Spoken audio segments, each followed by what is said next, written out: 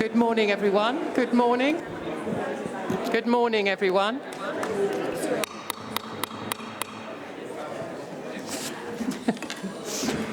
Good morning, everyone. I'm so excited to have been able to use this weapon. This is going to be very useful, I can see, because there's so much energy in this room. We are going to need to keep control of everyone to keep moving forward together. So my name is Claire Fuller. I am chair of the International Foundation for Dermatology. It is my absolute honour to welcome you all to this first WHO Global Meeting for Neglected Tropical Diseases. There are a big welcome for 300 of you in the room. It's really exciting, and we think we have 300 online joining us virtually.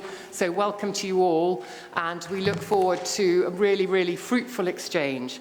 We have got such energy. We have got the right people here to make a difference this week, and we anticipate really great outcomes as this week progresses.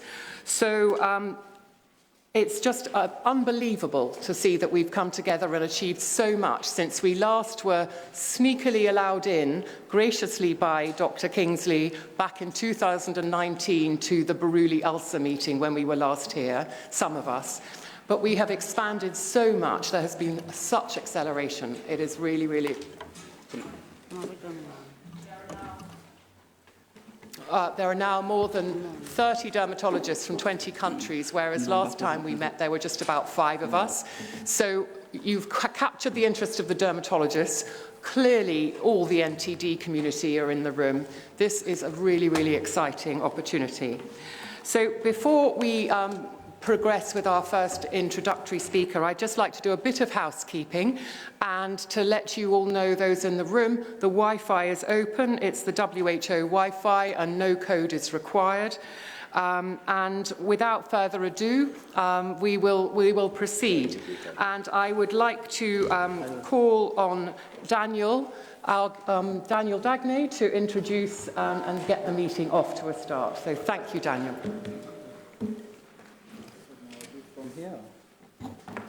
Okay.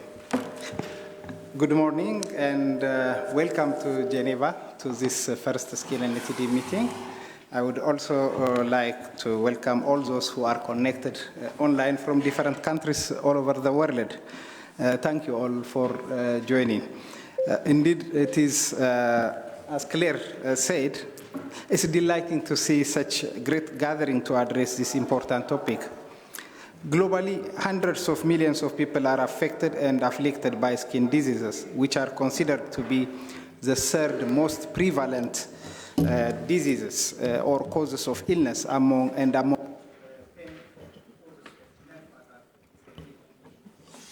Thank you. In many countries, they are also part of the 10 most common reasons for going or for people to seek treatment in hospital or health institutions. More than half of the 20 neglected tropical diseases present with significant skin manifestation. Recognizing this context, WHO has been promoting an integrated approach for the control and management of skin NTDs since 2016. However, the integrated strategy was clearly articulated only following the launch of the NTD Roadmap 2021 to 2030. Ending the neglect to attain the Sustainable Development Goals, a strategic framework for integrated control and management of skin-related neglected tropical diseases was developed and successfully launched in June 2022 as one of the NTD Roadmap companion documents. The strategy quickly gained wider acceptance and momentum, as the approach illustrated in the document are well aligned with the 3 pillars of the roadmap paradigm shift. The idea of integration has also become critical, as NTDs need to integrate within the primary health care in light of the universal health coverage, and coordinate and collaborate with other disease control programs and relevant sectors. We recognize and appreciate the enormous support provided to countries by different partners, including the academia, NGOs, and donors since the inception of the concept. We call them to boost and continue their support to build national capacities and help the endemic countries to move forward to sustainability. This 5-day forum will allow us to review and share experiences on the current status, progress, challenges, and gaps encountered in key areas such as lessons from country implementations, capacity, surveillance, and epidemiological mapping, psychosocial and economic impacts, diagnostics, treatment, care, and operational research. I believe the integrated skin and NTD platform helps us to bring common and needed services at the primary health care and community level to address the most disadvantaged segment of the population, enabling the goal of UHC for all and the SDG 2030, leave no one behind. Thank you and welcome again. I would like now to invite Kingsley Asiedu to take us through the objectives of the meeting and to give us some highlights on the topics to be presented. Thank you. Okay, thank you very much, Daniel, and colleagues, friends. Welcome back to Geneva. I think the last time we were in the executive boardroom. Today we are here, and I don't need to comment on the beauty of this room. We are privileged to have this meeting here. During the COVID, if some of you were watching the Director General's briefing, this was the room that he was always talking from. So to also have it for NTD is a good thing. And we thank our Director, Dr. Asose, for his intervention to enable us get the whole room. Normally it's divided into two, but we had to negotiate to get the full room for this meeting. Okay, so a few slides just to kickstart.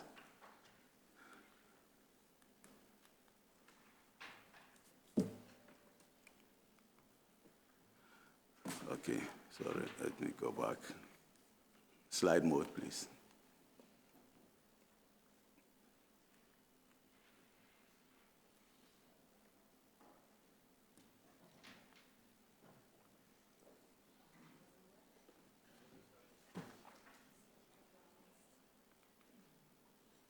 When it goes off the slide mode. Okay. Hello, I see.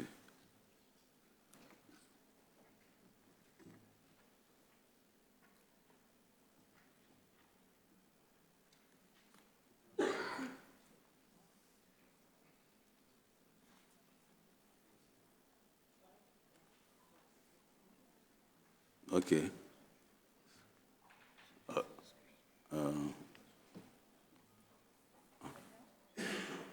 Well, can you do it manually?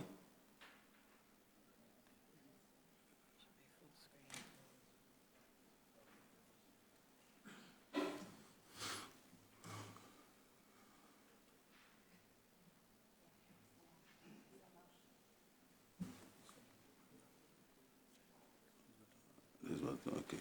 Okay.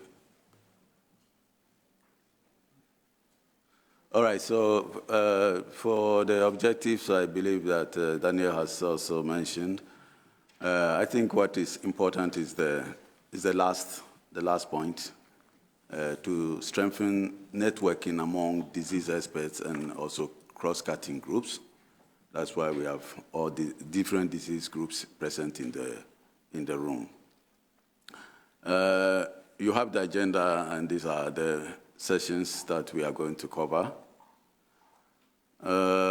This map is from our database for the last, for 2021. It just shows where some of the diseases we are dealing with were reported. Not all of them are here, but it's also number of diseases per country as mapped. And then I asked each region except Euro to provide a summary of skin NTDs in their respective regions. This is what you see.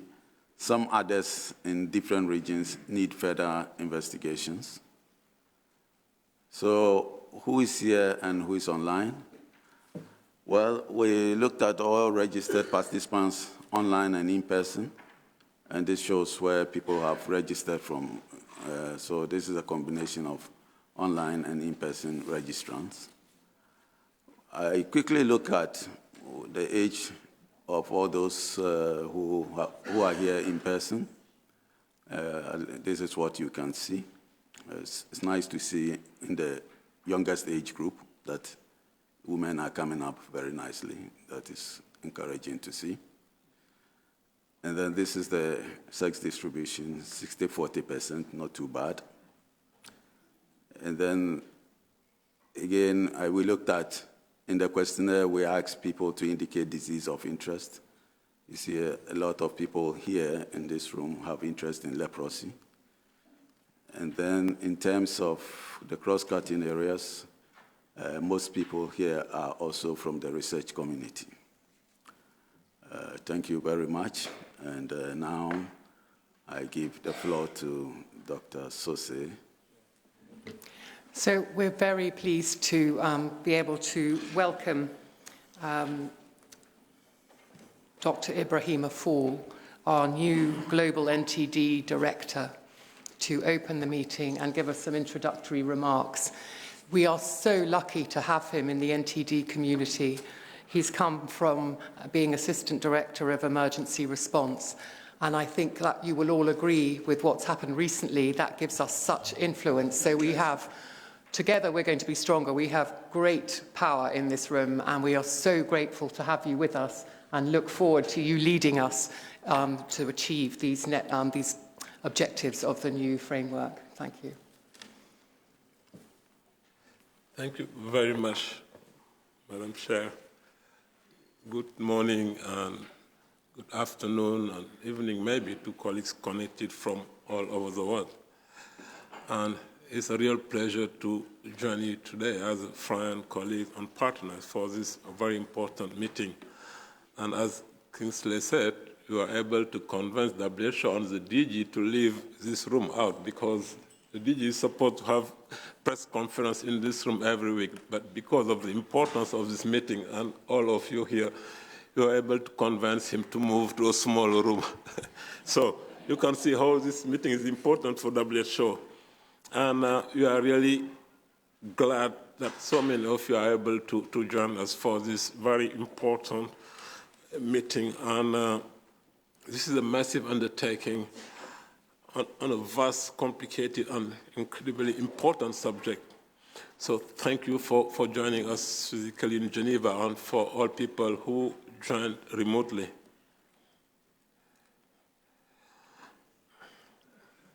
So we are meeting today in a context you are all familiar with, I'm sure. As a world NTD community, and with a particular focus on skin NTDs, we know that neglected tropical diseases wreak havoc on some of the world's poorest and most disadvantaged communities, causing death in many cases and leading to a terrible suffering, disfigurement, and social stigma. They go hand to hand with terrible economic hardship and trap entire communities in a vicious cycle of poor health, dwindling economic returns, and increasingly worse health outcomes. If you are joining us today, it's because you want, as we all do, to put an end to this terrible cycle and free people to contribute fully to social, economic, and cultural lives in their communities. Thank you for your dedication and commitment. So the diseases that come under the neglected tropical disease banner take many different forms, from ectoparasite to fungi. We'll be concentrating on skin NTDs over the next few days and hearing critically about an approach to skin NTDs as a subgroup of the whole, which can show us the way forward to cross-cutting collaboration and combination of effort, which we hope and trust will have important outcome for people who most need intervention, programs, and healthcare services to rid them from the burden of disease.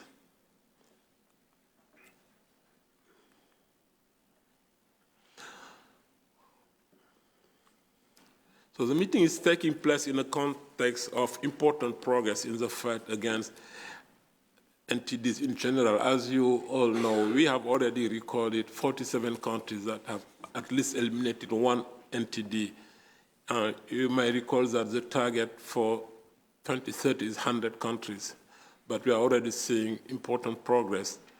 And between 2016 and 2019, we have been able to deliver more than 1 billion treatment to people who need them.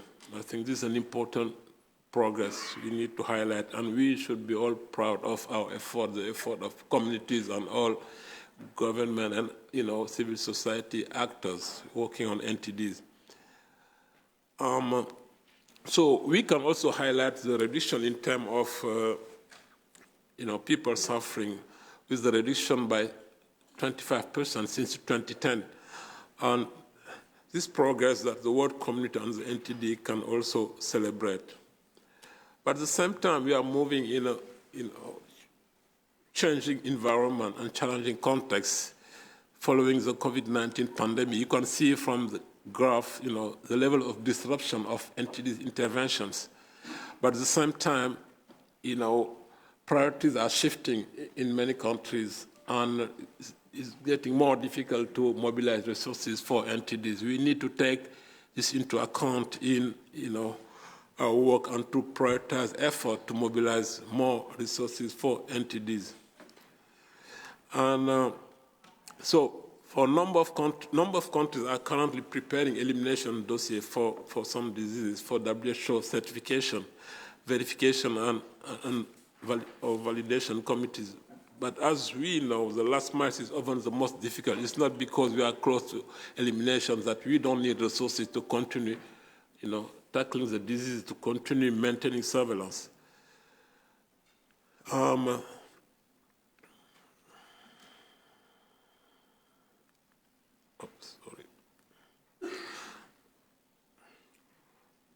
So the new roadmap, 2021 to 2030, was conceived as a way of anticipating and taking into account some of the challenges I just mentioned, even though it was very difficult to think about the level of disruption we have had with COVID-19, because there was, you couldn't anticipate the level of disruption. But let me take this opportunity also to pay tribute to my predecessor, Dr. Moele, who worked so hardly with you, provided leadership for us to have this roadmap. I think, you always keep her in mind while working to address the NTDs. So the roadmap gives us a blueprint for action over the coming decade as we move to reach the target for 2030, which really align with the UN Sustainable Development Goal and so many other global health priorities we need to also take into account. And a number of critical shifts also are proposed in the roadmap. And one is about country ownership. It's really important to make sure that as partners we engage together, at country level, making sure that the countries are leading the operation and we support what they are doing. And also government prioritize NTDs as part of their national health priorities and started investing in a more sustainable way into NTDs for the future.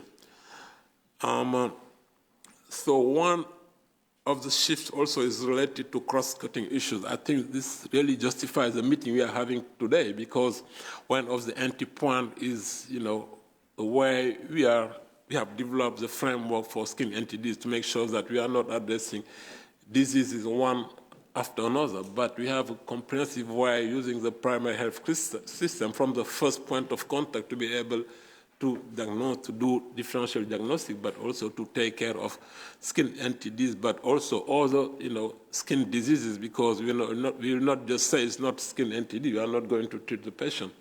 So that's why this approach is so important in terms of broader impact.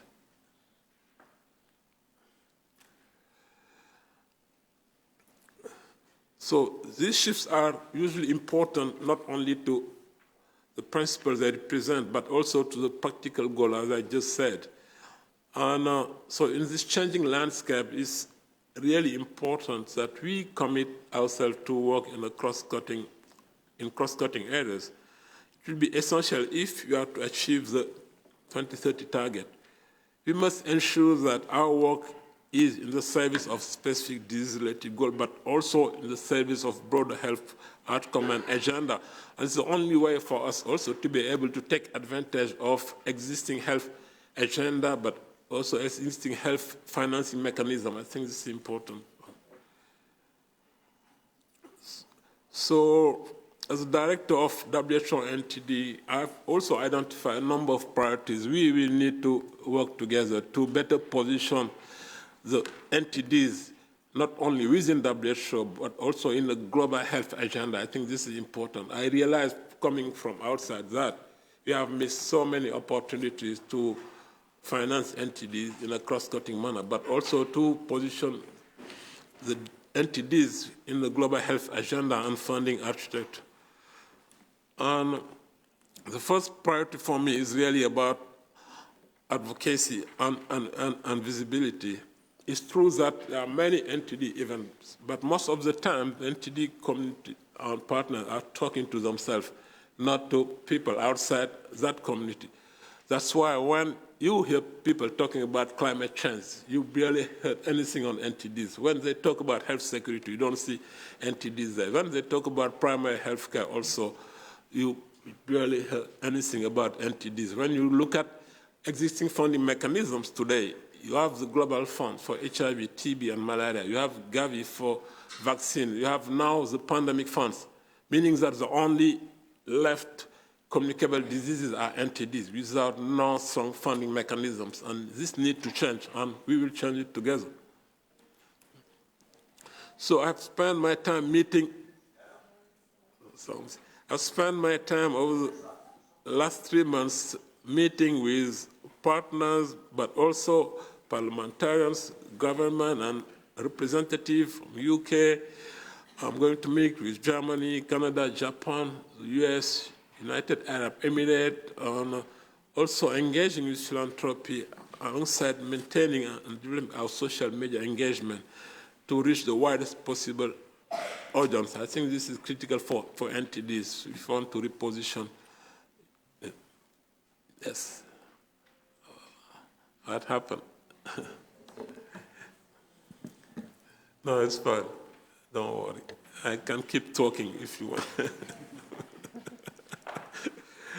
So another priority is really about partner engagement. We have many partners already, very committed, but we need to expand, our partnership to some new partners who never invested into entities, while strengthening the existing partnerships. Be important to engage more. That's why we are planning to, have a meeting in June, partner meeting in June, to make sure that we can meet with existing and new partners to agree on our priorities on how we can accelerate the implementation of the roadmap. So make sure that you regularly visit our website and the page to be updated. So another priority for me is about costing. So when I just joined, we were near the word NTD, day. And when I saw the slogan talking about investment, my first question was, how much do we need? So nobody could respond to my question. I was surprised because coming from health emergency, I was saying even for COVID-19, after 3 weeks, you were able to have a global preparedness and response plan with the cost after 3 weeks. So after 4 months, we had to update the cost because everything is dynamic.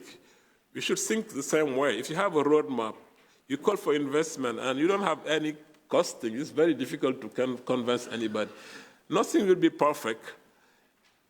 If you look at health emergency also, in January, they did a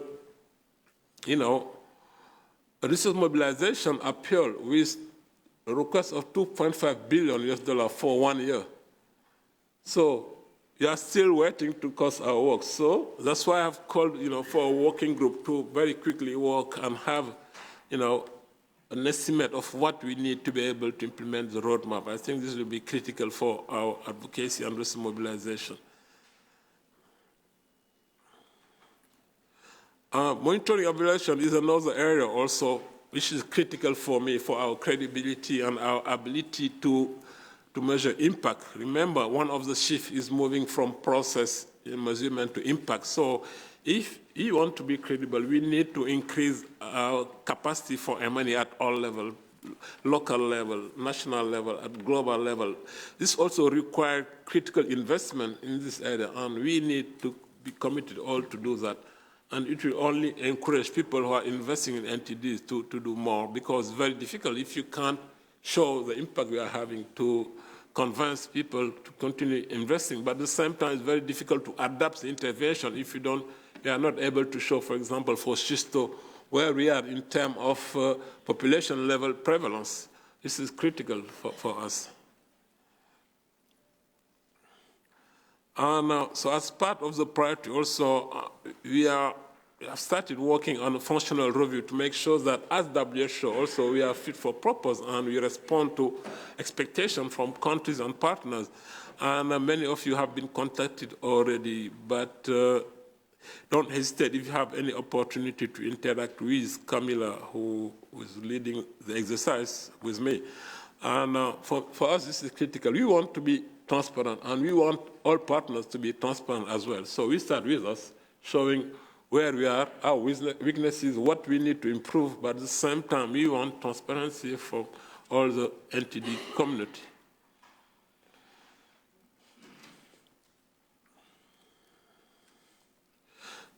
So let's come back now to the specific matter in hand today, the skin NTDs. So last year, WHO published this framework, just presented briefly by Kingsley and Daniel.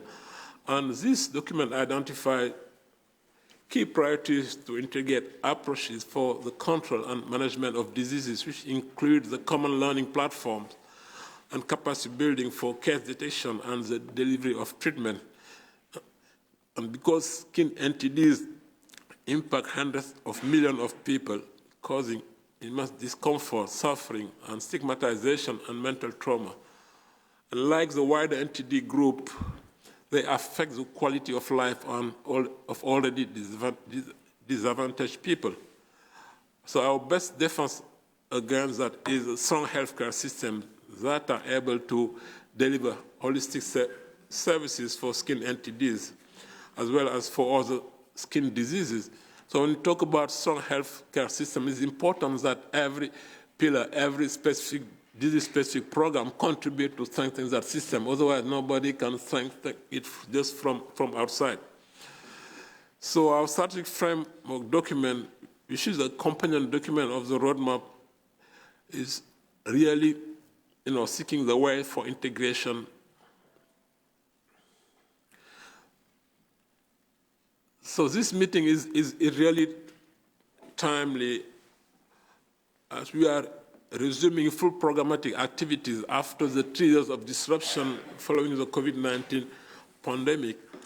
And we'll take stock of course, what is happening at country level and, the research side, your different experiences to make sure that we accelerate the implementation of the integrated framework in a coherent manner.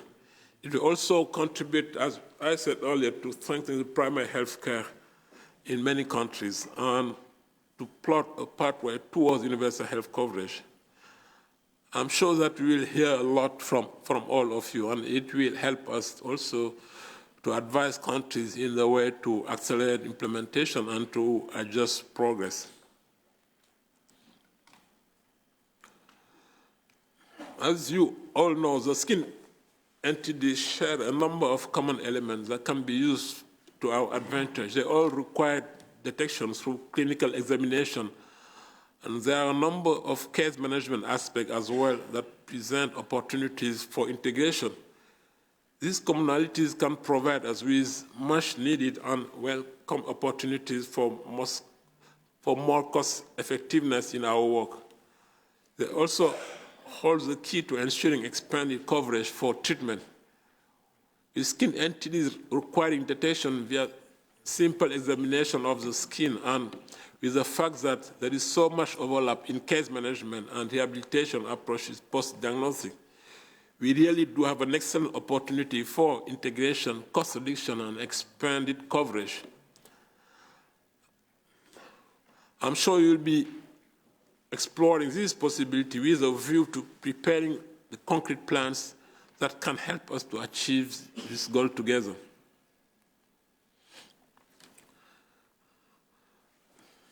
So the skin NTD approach is first becoming a powerful resource to address the burden of at least 10 NTDs, as mentioned by my colleagues, that have dermatological manifestation. And that power is down to your effort as a skin NTD community. Let us therefore do all we can to bring out the common elements and approaches that relate to these diseases for the greatest possible integration, both within the NTD community and beyond, and to ensure that we provide the best possible access and quality care for every single person, every community that have for too long had to be a born of skin NTD-related infection and diseases. So let me conclude by thanking you again for coming to Geneva, but also for thanking all people connected online for this very important meeting. Thank you.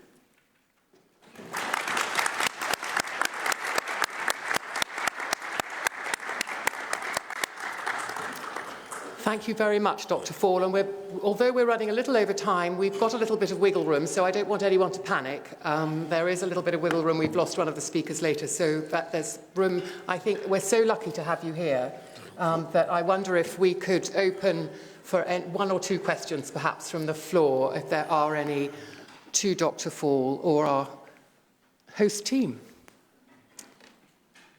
And if you are going to ask a question, if you could state your name and where you come from and briefly ask your question.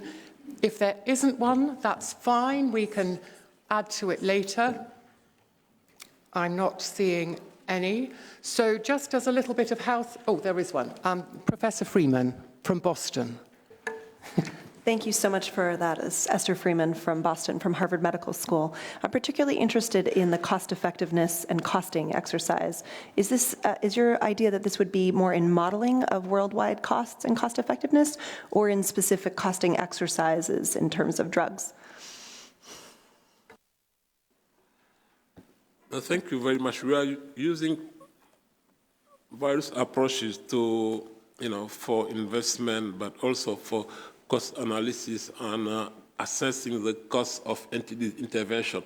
So one of the specific exercises is related to the costing of the roadmap. What do we need to be able to achieve the target in the roadmaps? Assessing both, specific costs for this intervention, but also for cross-cutting intervention. Because what we realize right now is you have, sometimes costs for donation, but you don't have even the resources you need for operationalize the treatment. And some countries are lacking beyond just because they don't have the operational cost money to do that. So making sure that our,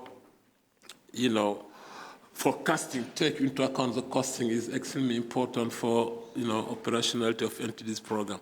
At the same time, also, we are working on the investment package at country level to make sure that we can mobilize government and local partners to do more for NTDs. So it's very, but we should consider it just as one pillar. So when we talk about NTDs at global level, in global fora, everybody can see what is the cost and what we need to, invest to have impact. Thank you. Thank you very much. And I think we, in the interest of time, will move on. Just a little bit of housekeeping for those in the room who haven't found it. There's an earpiece attached to your microphone, which will allow you access to the simultaneous translation. Welcome once again to those of you who are joining us virtually to this, the first WHO Global Meeting on Skin NTDs, Integration for Greater Impact. And we progress now on to just a warning about the traffic light system. We're going to be ruthless with timing from now on. You will see it on the stand in front, just next to Stephanie, there is a red, green and orange little traffic light there. When the speaker is approaching 13 minutes, it will go orange, and then it will go red at 15 minutes, and this is when the gavel comes out. So I've asked Stephanie if she was going to turn the lights out if people go over, but apparently she's not. We're going to be really polite, but it won't be that polite. So as we are going to try and get everyone's talks through and be over by lunchtime, where all the networking will happen, I hope you'll forgive me for being ruthless. And without further ado, we'll get on with introducing my dear friend and mentor, Professor Roderick Hay, to kick off the keynote presentations and give us an overview on skin NTDs and skin diseases, a global view. Professor Hay. Thank you, Claire. I've been asked to try and set the scene for this meeting, and let's try and get my slides up. Firstly, while they're coming up, perhaps the first thing is to thank the Department for the Control of Neglected Tropical Diseases for having both the vision and the determination to see this meeting set up. And I think it promises to be a game-changing move, so thank you. Still having a bit of problem with this.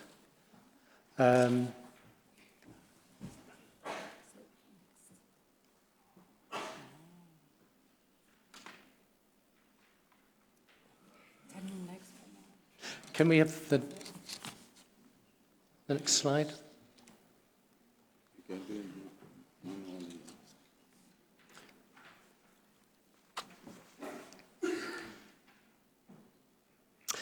Thank you. Right. So to try and set the scene, it's quite a difficult task. So what I thought I would do is start by telling you a story. Give me the next. So I want to take you back something over 30 years ago when I was working with my friend and colleague, the late Dr. Roberto Estrada, in the southern Mexican state of Guerrero. And we were teaching a course on epidemiology. Our unit was on skin disease. And as part of that, we took our class to a local community and we got them to design and carry out a survey. And then the next day, we went back to present our results to the community, but also we let it be known that we would see anyone who had anything wrong with their skin, and they would be treated free. And to our horror, when we arrived, there were 700 people queuing outside. And amongst them, there were two things that became very clear. The first, as we started to examine them, that the vast majority of these people had a skin disease that encompassed one of about 5 different diagnoses. So there are a whole series of very common diseases. But there were some that stood out, and the first one is the middle one on this picture here. Next one. So the middle picture is scabies, and there were hundreds of patients with scabies. And there clearly was a public health problem. But the gentleman on the left and the lady on the right had something else. And the one on the left has porcibacillary leprosy, and the one on the right, she has a nocardiomycetoma. And the thing that stood out was that both of them said that the reason they'd come was because they didn't feel threatened. There were so many people around them who also had problems that were visibly wrong that gave them the courage to come forward. Next slide. So where does skin disease and where do NTDs fit in within this? We estimate that approximately 1.8 billion people at any single time point have some form of skin disease. And within that, because that's a huge figure, in fact, most of them have one of about 6 or 7 diseases, and they include fungal infections, bacterial infections, scabies, and eczema. And the fungal infection is probably the commonest of these. And skin disease is dominated in many poor parts of the world with infection. And the message from this is that these are all diseases which are relatively simple to treat, and for the director's point of view, they're relatively cheap to treat as well. Next slide. Within this setting, we have neglected tropical diseases. Now, I showed you that picture right at the beginning, and I'll come back to that story as we go on. At the time we did that study, scabies was not a neglected tropical disease. In fact, the term neglected tropical diseases hadn't been invented. But clearly it was a public health problem. But all of this audience are very familiar with what constitutes the NTDs. And so I don't need to go into this, apart from just to emphasize that these are neglected, they affect the poorest of people, and they have been relatively neglected, not just by public health programs, but by medical specialists such as myself, but also for research agencies. And many of these appear on the skin. Next slide. So here is the list that you've already seen, and it includes some that have been on that list right from the beginning, such as onchocerciasis and lymphatic filariasis and leprosy. But there are other new arrivals, such as the fungal infections, including mycetoma, and scabies and other ectoparasitic infections. Next slide. And here are some pictures of them. So we have Buruli ulcer, we have mycetoma. Down on the left-hand corner, we have chronic onchodermatitis. And on the right side, we have cutaneous leishmaniasis. So the variety of clinical presentations. Next slide, please. Now, within all the areas where NTDs occur, there are these common skin diseases. And the director has already given you a feeling of you can't really deal with one and ignore the other. But the simple fact is that these diseases, such as bacterial skin infections, eczema, fungal infections, pigmentary abnormalities, they are relatively simple to fix. I can't say completely get rid of, but certainly you can improve patients' lives enormously. The question is, does this vary in different parts of the world? All NTD specialists will be familiar with what dominates the NTD profile in the region in which they work, and of course they are different. Roughly speaking, those common skin diseases are common in all areas. You will find some regional variations which perhaps deserve greater public health significance. Next slide, please. So just an example of this, go to the next slide, which will bring up what these are.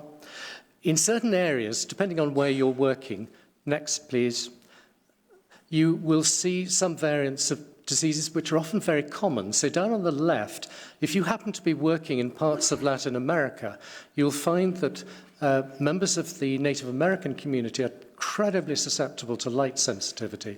And you'll often see children with this awful type of scarring on the face. If, on the other hand, your program is in sub-Saharan Africa or Fiji, you may come across PWAs or persons with albinism, which is not terribly common, but it's a huge public health issue because of the risk both of social discrimination but also of skin cancer, which, unless it's arrested early, is fatal. And if you happen to be working in India or Bangladesh, what you'll be familiar in your local community is what you see on the right, which is a resistant fungal infection of the skin. We see fungal infections of the skin in many parts of the world, as I said, but in this particular area, and it's now spreading across the world, there is an epidemic of fungal infection affecting the skin that fails to respond to many antifungal agents. Next slide. So, out of this, you have the development of the idea of how can we bring all these together. And in some cases, it's about diagnosis. Can you use visual discrimination, perhaps reinforced with AI to be able to improve diagnostic capability? Are there common features of management? All these patients share a single feature. They have a hole blown in their skin by some form of disease. Is the healing process the same? Can you use the same nursing techniques to deal with them? Next slide. Or, coming back to our first example from Mexico, what we used to try and diagnose some of these diseases, particularly the 2 NTDs, was a very simple procedure, which was direct microscopy. And here on the picture you see on the left, that is a direct microscopic examination of a mycetoma grain. In the middle, you have leprosy. On the right, cutaneous leishmaniasis, and on the bottom on the left, you have scabies. All diagnosed here via a very simple procedure, which is direct microscopy. But of course, this is old-fashioned. Skills in direct microscopy have declined enormously in all countries, and often there are no longer the people who can do these. But there's a huge opportunity here for research. Next slide. So can you take this sort of platform, which is a lateral flow assay, and actually diagnose multiple NTDs as well as some skin diseases in this way? The answer is surely yes. Next slide. Are there synergy with other initiatives going on in the World Health Organization? And again, I'd say the answer is yes. They're not necessarily with NTDs, but there's a huge initiative in psoriasis. Later this week, we're discussing another one in eczema, which, as you remember, is one of these common diseases that we've discussed. And there's another interesting initiative in WHO on occupational sun exposure and its relation to life-threatening skin cancer. And again, I showed you the example of PWAs and the severe risk to life in that population. So there are synergies outside the NTD field. Next slide. So, before I hand over, what is the challenge? Firstly, the common skin diseases are in the majority of things that you might see. If you ask someone to come forward who's got something visibly wrong on their skin surface, but they are simple and cheap to treat. There are challenges in the early recognition of disease, particularly the NTDs, because this is going to require training and also support from local government agencies and national agencies. As we learned from our expertise in Mexico, without the help and support of the State Department of Health, we would have got nowhere. And so they are critical at all levels. Access. Do we have the tools to be able to diagnose these things? Well, the answer is yes, but they certainly could be improved. And they need, whatever is done here, needs to be assimilated nationally and locally into public health and community programs. And there are cost savings to be made, because often there are synergies, both in practice, for instance, to the delivery of medications, or in nursing practices, which allow synergistic management of these diseases. And it extends beyond that, from wound management into trying to relieve the disability that these poor people experience in their communities, and also to involve the local communities in helping with this initiative. So my final slide is, this is why we're here to discuss this strategic framework program for managing skin-related neglected tropical diseases. I hope I presented a brief picture that sets the scene for this. Thank you.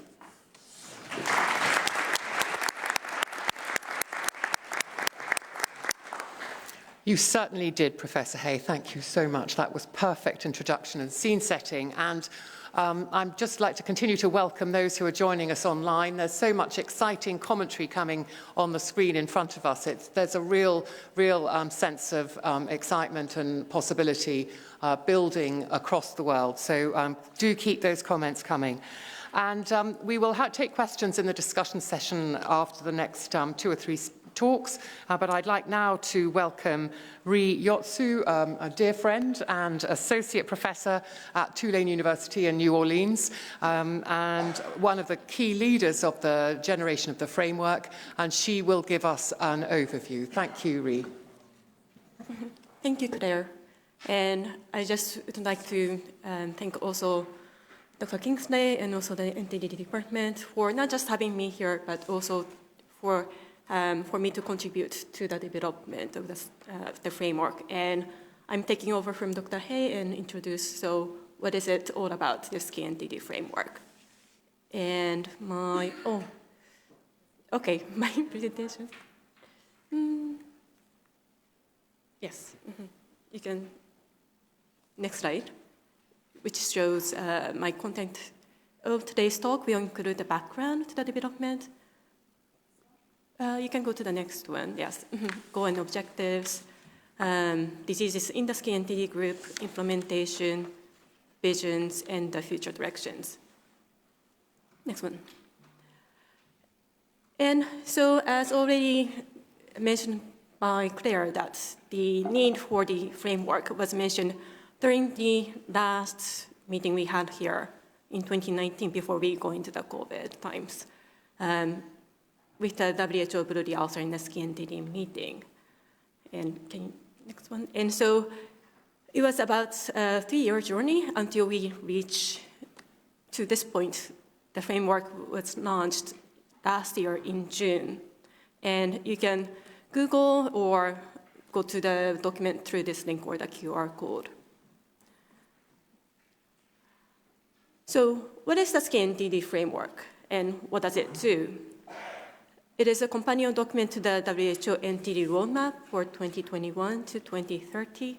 As already mentioned by the director, that in the roadmap there has been the programmatic, the fundamental shifts in the approaches, and one of the main ones that the skin NTD is addressing is the programmatic change from the disease-specific programs to the holistic cross-cutting and approaches.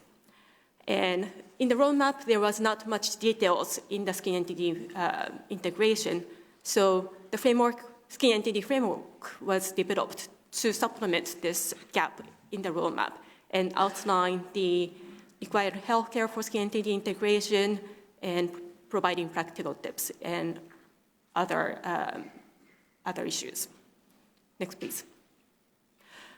Goal of the framework is to reduce the mobility, disability, and psychosocial impacts of skin NTDs and other skin conditions through a people-centered, integrated approach. And it was very important, this object, the goal, is that we had one, that we included other skin conditions in the goal, and also that these skin diseases need a people-centered, integrated approach. Many of the public health measures targets the population as a mass, but for the skin NTDs and other skin conditions, it needs a chronic clinical course. And therefore, we need to look really into the patients and the people that are affected. Next, please. Objectives of the framework is 1, adapt and implement integrated skin NTD strategies based on local endemicity and needs. 2, strengthen person-centered skin NTD services and care. 3, enhance disease surveillance for skin NTDs and, wherever possible, other skin conditions. 4, strengthen monitoring and evaluation of outcomes and impacts and integrated strategies. And finally, enhance advocacy, coordination, partnerships, and country ownerships towards aligned targets. So it's very in line with the roadmap. And these are the diseases in the skin NTD group. There are 9, 10 disease and disease groups, as already mentioned earlier. Impact of the skin NTDs globally is, it is known that it affects more than 1 billion people at any point, either at risk or affected by the skin NTDs. And this is a table, this is not in the NTD framework, skin NTD framework, but you can find this, it's a manuscript that was published in the British Journal of Dermatology following the framework, and you can find the link here. And the impact of skin NTDs on individual is very multidimensional. It needs long-time treatment, and the patient may be left with disabilities and deformities, leading to stigmatization, discrimination, opportunity loss for education, work, and social lives, to affecting mental well-being. And we should not also forget not only the patients, but also the impact on their families and the guardians and the communities. So how the skin integration can happen? One is social mobilization, active case detection, because we share the same same symptoms which appears on the skin, and also such things as the trainings. And diagnosis. And as mentioned by Dr. Hay, that diagnosis by microscopy is very simple, but it has not been practiced in many places, which we should revisit. In surgery, many skin NTDs have manifestation with the wounds. So the wound care and also surgeries, these things can be done together. Next, please. And to prevent such conditions, we have self-care. This is a joint leprosy and LF self-care group photo from Nepal.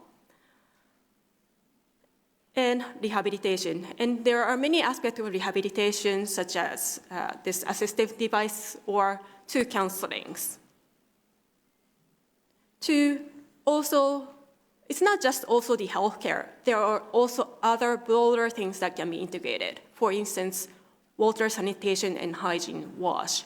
That many of the skin NTDs, well, NTDs in general affect people with poor hygiene. So wash, also wash is needed for cleaning the wounds and so on. So there are broader areas that can be integrated.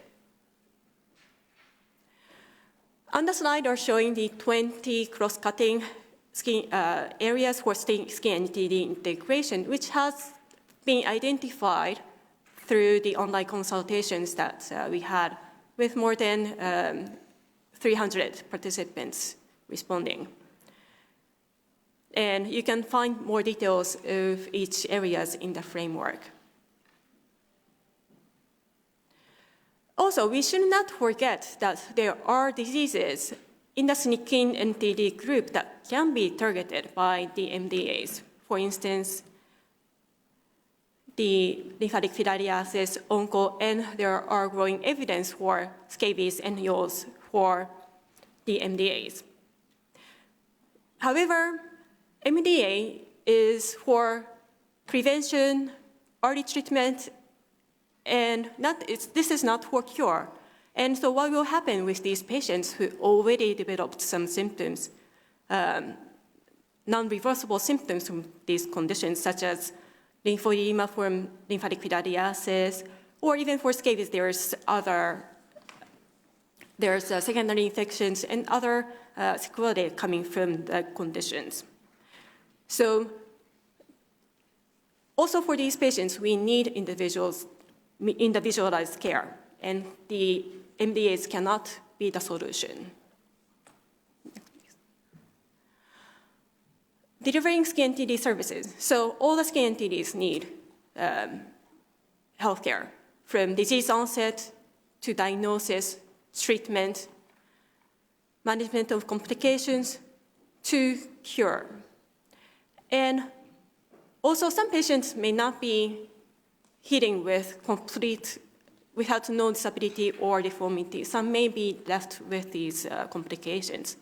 And so cure is, even with these disabilities or deformities, they should be assisted by the care, such as rehabilitation or the assistive devices, to be included and participate in their social lives.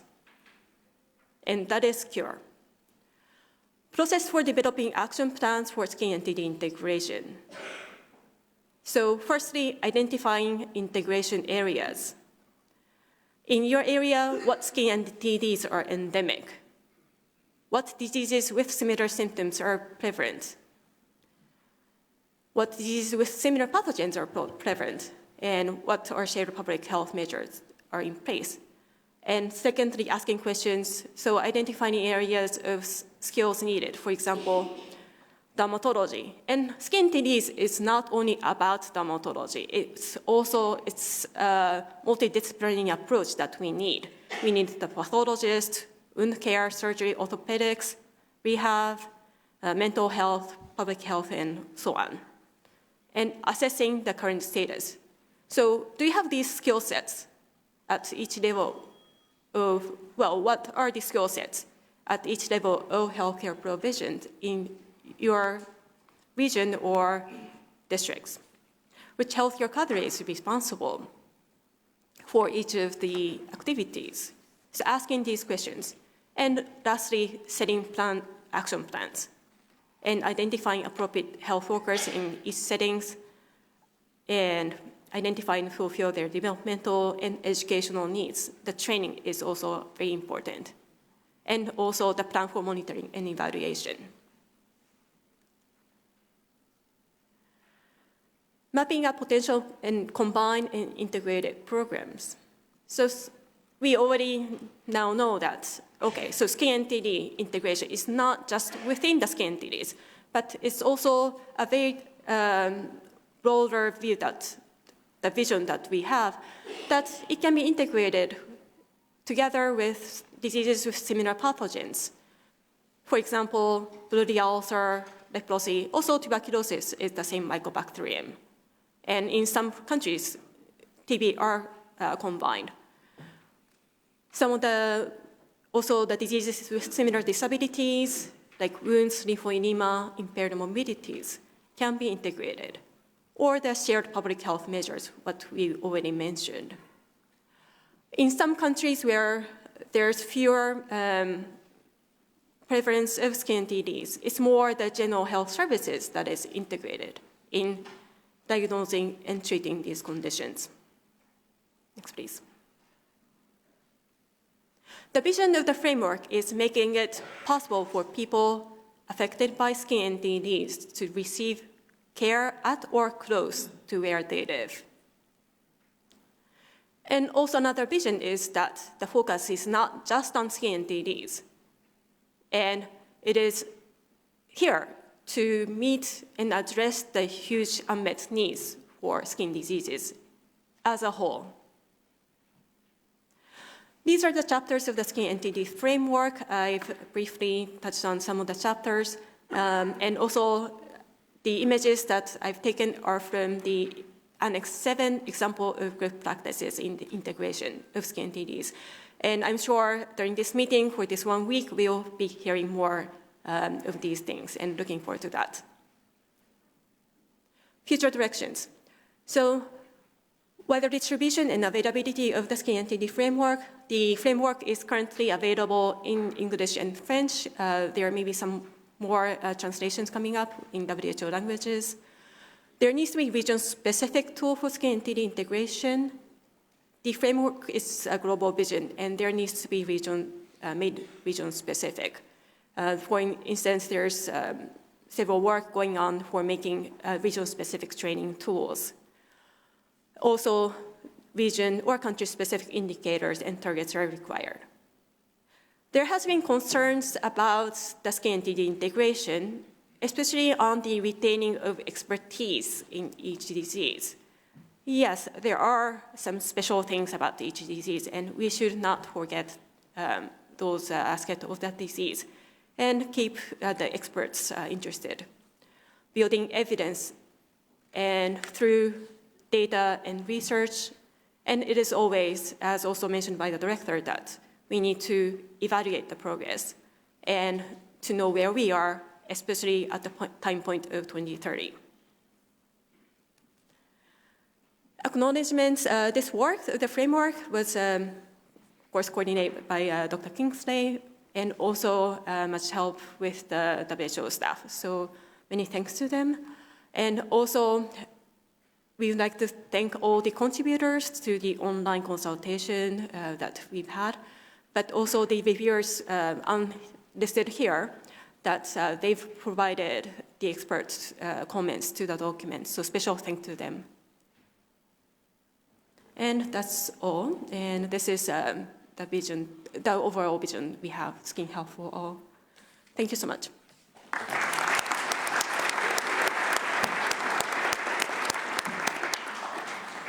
Thank you, Ree. That was fantastic overview of your amazing achievement with this framework. And as Dr. Ford encouraged us to have clear-sighted targeting of efforts and strategies and to commit to cross-cutting collaboration and pooling of expertise, it gives me great pleasure to welcome Dr. Vivek Lal from the WHO, the Global Leprosy Programme, to give us a sense of that, and I'm sure lots of other things, as he shares with us the Global Leprosy Strategy and its alignment with the Skin NTD framework. Thank you so much. Thank you, Chairperson. Good morning, everyone, and greetings from the Global Leprosy Program, World Health Organization. Very excited to see the number of participants in this room and those joining us online. I shall be speaking today on the Global Leprosy Strategy and its alignment with the Skin NTD framework. Next slide, please. Next slide. Thank you. These conditions, the skin NTDs, with essentially skin manifestations and the underlying commonalities as far as socioeconomic conditions, mental health challenges, stigma and discrimination is concerned. The burden due to leprosy is probably next only to cutaneous leishmaniasis and to scabies in terms of the new cases reported every year. Next slide, please. The Global Leprosy Strategy 2021 to 2030 towards zero leprosy was developed as part of the NTD document 2021 to 2030. The Skin NTD framework was developed as a companion document to this roadmap. The alignment of the Global Leprosy Strategy with the Skin NTD framework provides opportunities to overcome programmatic challenges through integrated control and management of NTDs. Next slide, please. This slide that we see here is the evolution of the global leprosy strategies. During 2006 to 2010, the emphasis was on elimination of leprosy as a public health problem through achievement of prevalence rate of less than 1 per 10,000 population at country level. Subsequent global leprosy strategies have emphasized on reduction of grade 2 disability or visible deformities at the time of diagnosis through early case detection.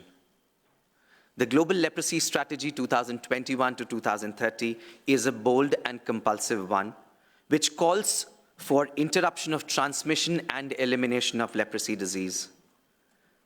The major paradigm shift from elimination of leprosy as a public health problem to interruption of transmission follows from requests from the countries with very low burden to be recognized for their achievements in terms of global leprosy elimination. Next slide, please. These are the 4 strategic pillars of the Global Leprosy Strategy, which includes integrated country-owned zero leprosy roadmaps, scaling up of prevention alongside integrated active case detection and prevention, manage leprosy and its complications and prevention of disabilities, and combating stigma and ensuring human rights are respected. The emphasis within the Global Leprosy Strategy on integrated approaches for planning and implementation of leprosy services are unmistakable. Next slide, please. An important concept is that of autochthonous case, which is defined as a case of leprosy presumed to have acquired the infection following local transmission in the reporting area. The global target for 2030 includes achievement by 120 countries for zero new autochthonous cases. Next slide, please. In 2019, pre-COVID, 202,185 new cases of leprosy were reported globally and across all the 6 WHO regions. The 3 countries of Brazil, India, and Indonesia, they reported more than 10,000 new cases. There were at least 45 countries among the 160 reporting countries with 0 cases. Next slide, please. A new leprosy elimination framework has been defined with 3 phases, followed eventually by a non-endemic status. According to this elimination framework, interruption of transmission is defined as no new autochthonous cases among children for at least 5 consecutive years. The elimination of disease is defined as no new autochthonous cases in past 3 consecutive years and no child cases in the last 5 years. Phase 3 is one of post-elimination surveillance, wherein sporadic cases may still be reported owing to the long incubation period of the disease. The verification of leprosy as a disease is done by WHO after the phase 2 is achieved. The process here is essentially subnational level upwards. An analysis of new case detection shows that 14 countries have reported 0 child cases over the past 5 consecutive years and can be considered for verification of interruption of transmission. Next slide, please. In the light of leprosy elimination framework, a robust surveillance mechanism is needed as the countries move into post-surveillance phase, post-elimination phase. Skin NTD approach here provides an opportunity for strengthened surveillance. Since 2016, leprosy has aggregate-level data reporting system using DHIS2 platform, to which more than 160 countries have reported in 2019. Such already well-developed and well-utilized systems will provide for sharing of opportunities and resources towards further strengthening of information systems in skin entities. Next slide, please. Between 2019 to 2020, there was a reported 37% decline in new case detection, which was more pronounced in the Southeast Asia region and the Americas. This was due to the COVID-related disruption for both community-based interventions such as active case finding and health facility-based services. During 2021, there was a marginal 10% increase in new case detection over 2020. It must therefore be ensured that leprosy services and the NTD services are fully restored so that any existing backlog of cases is rapidly reduced in order to avoid deformities and further worsening of disabilities. Next slide, please. Next slide. Integrated approaches through skin NTD framework provides an opportunity for early case finding. It is important to map endemic pockets for targeted case finding activities, especially among migrants, special groups, and through strengthened contact survey. Next slide, please. Mass drug administration campaigns, which have been followed by several skin NTDs, they allow for sharing of opportunities and resources relevant to multiple skin NTDs, and this could be beneficial as preventive chemotherapy with single-dose rifampicin for leprosy is being considered. Next slide, please. Globally, on an average, 6% new cases of leprosy are diagnosed with grade 2 disability or visible deformities. Skin NTD framework provides for an opportunity for integrated disability care through wound care, care of the foot, eyes, skin, and through provision of assistive technology devices. It is important, however, to be mindful of the fact that specific disability care is needed for different entities. Next slide, please. Some of the important prerequisites for an effective and sustainable skin NTD approach will include mapping for co-endemicity, integrated country plans, capacity building of healthcare workers, perhaps through simplified algorithms, a strong referral system, all this delivered through a person-centered approach, and as mentioned by earlier speakers, looking at the skin and not at the NTD. Next slide, please. Countries are encouraged to adopt and adapt the Global Leprosy Strategy 2021 to 2030 within the skin NTD framework. When delivered through an integrated approach, they provide opportunities for sharing of resources and result in strengthened surveillance and effectiveness, accelerating our efforts towards the goal of interruption of transmission of leprosy and towards skin health for all. Thank you.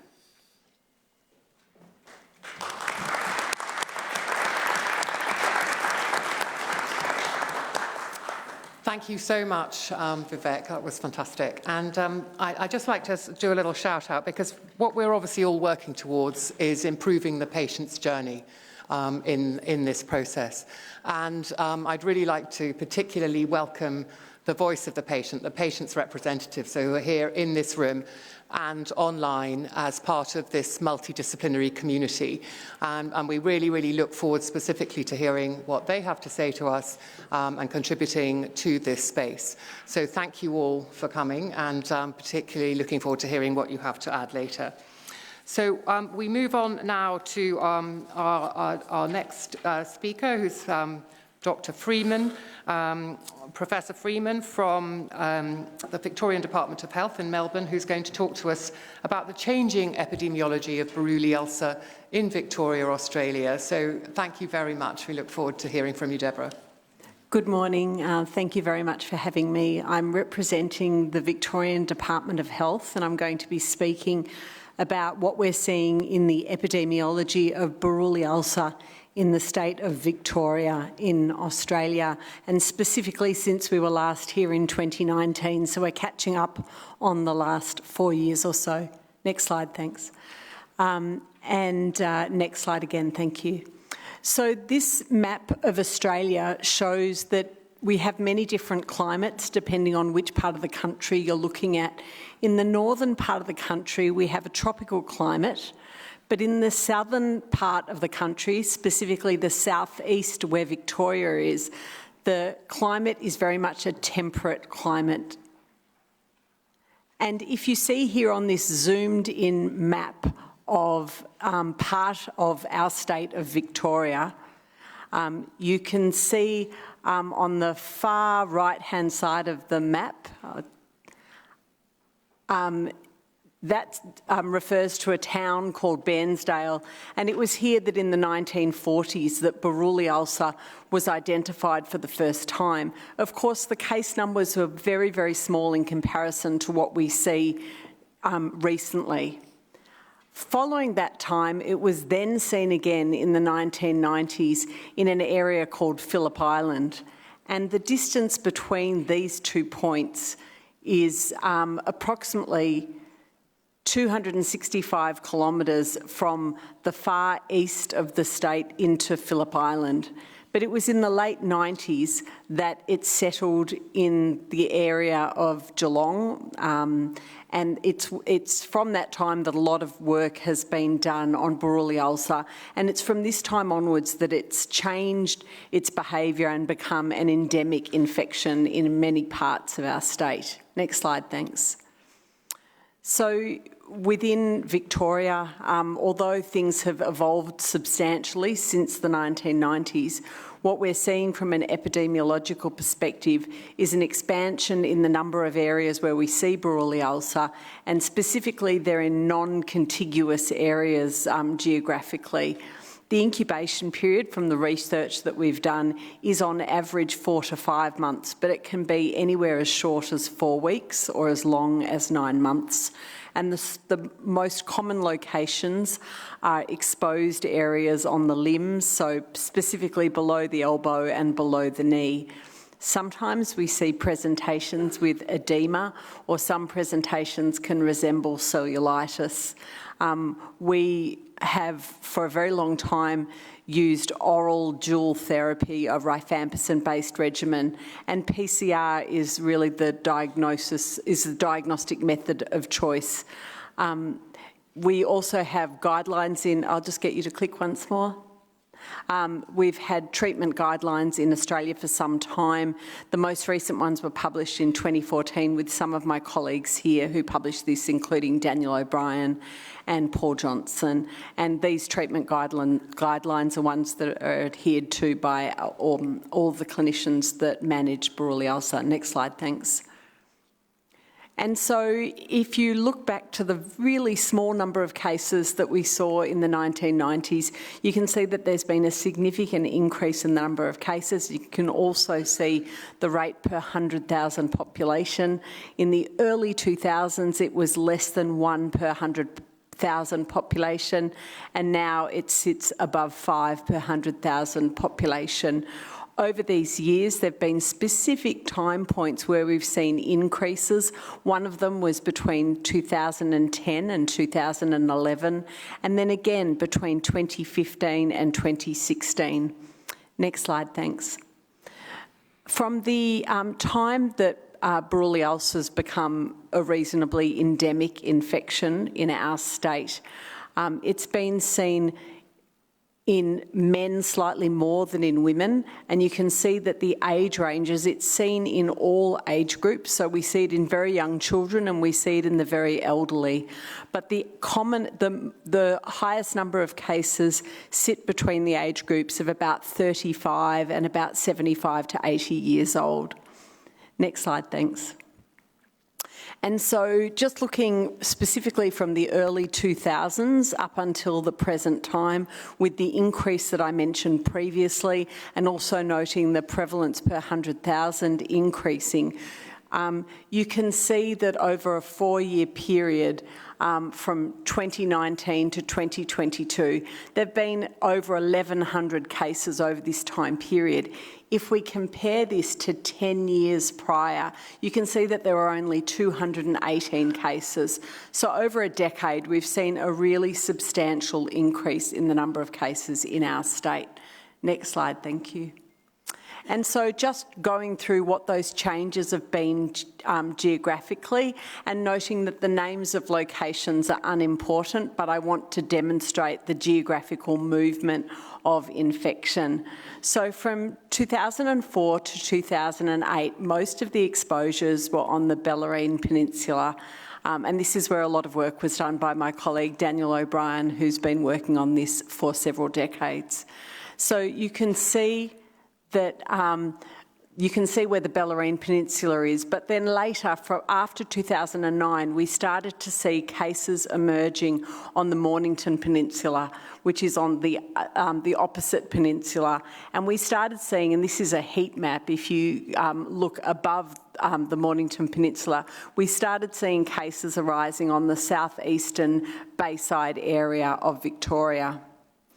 We define epidemiologically areas of local transmission as any area where there have been 2 or more confirmed cases of Buruli ulcer notified within a 12-month period, and where these cases were not known to have travelled to any other alternative area of local transmission. And so we've been very careful in assigning these areas as we watch the cases arise. Next slide.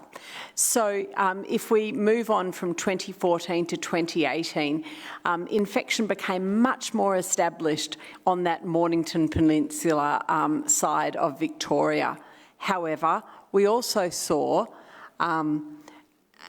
some cases arising in the inner north of Melbourne. In the beginning, it was unclear whether or not there was a clear signal in this area. Most of the people had travelled to other locations, which are very common holiday destinations, and there were only 2 cases that had not had any travel. There was some faecal sampling, so possum faecal sampling in one of those areas, but it was negative for Mycobacterium ulcerans, and at that time no further action was taken with regard to those cases in Melbourne. Next slide, thanks.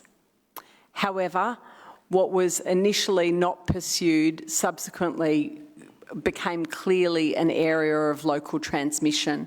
From 2019 to 2022, there was a continued increase in case numbers in the inner Melbourne suburbs. There was a positive sampling of Mycobacterium ulcerans in a possum from one of these suburbs, and a possum faecal survey by the Beating Buruli team found the presence of the organism in the area, and whole genome sequencing showed that the isolate from the possum clustered with human cases from the area. And so with that, several suburbs, and you can note the arrow on the map, several suburbs were then declared as endemic areas. And I think that we should note that this part of Melbourne is our capital of the state, and it's over 300 kilometres from Bairnsdale, where we first saw cases in the east of the state in the 1940s. Next slide, thanks. And so just looking at the numbers, how you can see if you look back from 2014 and 2015, single cases seen in various areas, but now 2021 and 2022, you can see that it's irrefutable that there is certainly something going on in some of the inner suburbs of Melbourne. Next slide, thanks. However, things were then set to change again.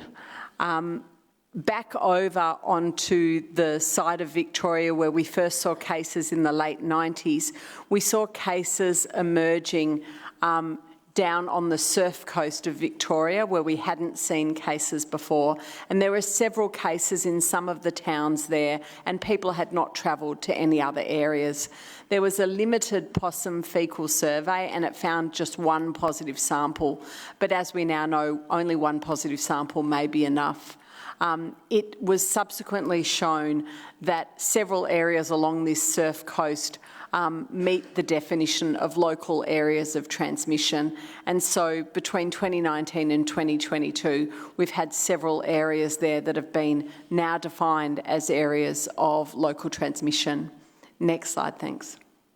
And so once again, just looking at those numbers, previously just single digits or a few cases that may have travelled elsewhere to an increase in cases. And on the right side of the slide, in Greater Geelong, which is in the western part of Melbourne, so to the west of Melbourne, we can now see an area of transmission arising there in the Geelong suburbs. Next slide, thanks.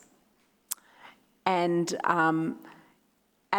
from 2019 onwards, there have been several suburbs in that area of the state, and I'll just get you to click once more, Stephanie. Yeah, so right near Geelong, many suburbs that have now been identified as endemic areas with increasing incidence and really tight geographic clustering of cases.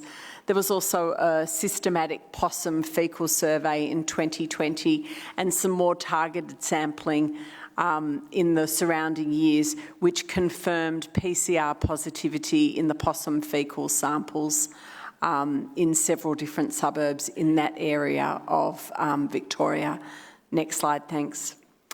And this just shows the numbers in some of those suburbs in Greater Geelong. If you look at the map on the left-hand side, the black dots correspond to all of the more recent cases in the last few years.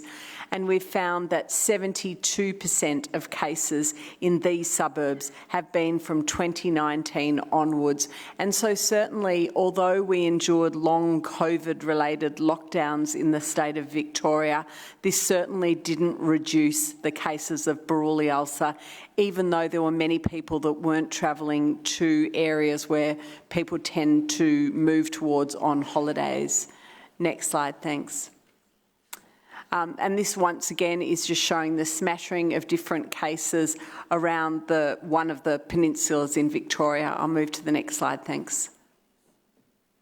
And so from a public health perspective, I just wanted to go over what the core parts of our work are with regard to Buruli ulcer. First and foremost, there's ongoing surveillance to detect new exposure areas and to determine whether an area meets the definition of an epidemiological area for local transmission. Second of all, and what's really important, is engagement with the population and making sure that we provide targeted and broad prevention-related messaging. We also need to make sure that we're continuing to educate clinicians to consider this diagnosis early. And though this infection is endemic in the state, clearly the numbers with a prevalence of about 5 per 100,000 doesn't make it the commonest of infections. So it's really important to educate clinicians about this infection that they may not see that often. We also need to continue to collaborate with laboratories and researchers, especially in regards to whole genome sequencing of isolates. And we need to make sure that we translate research on transmission into public health management and public health policy. Next slide, thanks. So just as an example of our public health messaging, this appears on our public-facing webpage from the Victorian Department of Health, and we outline here the preventive measures that we recommend for people in the population. And so you can see that we talk about reducing mosquito breeding sites around the home, areas where water can pool and that can act as breeding ground for mosquitoes. We also talk about mosquito-proofing homes and securing insect screens on accommodation and ways to avoid mosquito bites, including covering up the skin. And then for people who are spending time outdoors, gardening and working outdoors, we talk about wearing gardening gloves, long-sleeved shirts and trousers, wearing repellent on skin that's exposed, protecting cuts and abrasions with a dressing, and making sure to wash off any new scratches or abrasions that people receive with soap and applying a topical antiseptic. You can see these preventive measures do focus a lot on mosquitoes, and you will be hearing more from some of my colleagues, in particular Tim Stinier and Paul Johnson as well, talking about the role of mosquitoes in Barouli in Victoria. And then the last bit of the advice there is that exposed skin that's been contaminated by soil or water should be washed following outdoor activities. You can see here we also put out advisories from the Chief Health Officer where we tell people in the population that cases are increasing, that they need to take care and prevent mosquito bites. If you just click once more, Stephanie. And we put out health advisories as well. This is one that I put out last year, which goes out to Victorian residents and all health professionals. Next slide, thanks. Just like to acknowledge my colleagues in the Department of Health and all of our colleagues within our broader public health team within Victoria, and also the team at Barwon Southwest Local Public Health Unit, especially Bridget McNamara. Thank you so much.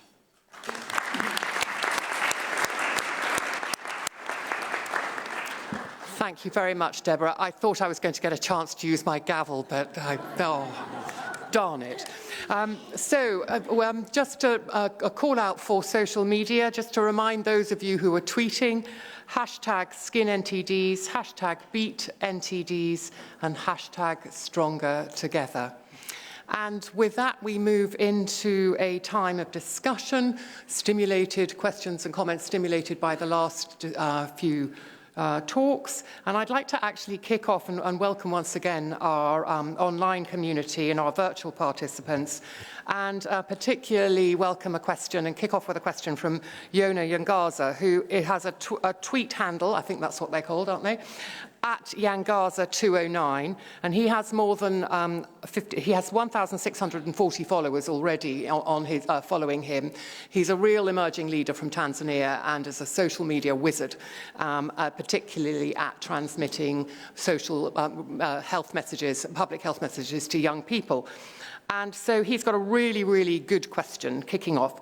Regarding advocacy and visibility, how will the NT department involve youth on social media to support their agenda and fight skin NTDs? I just wondered who of the home team, Kingsley's pointing this way, guys. So who'd like to take that? Social media involving the youth. How are the WHO NTD department doing that?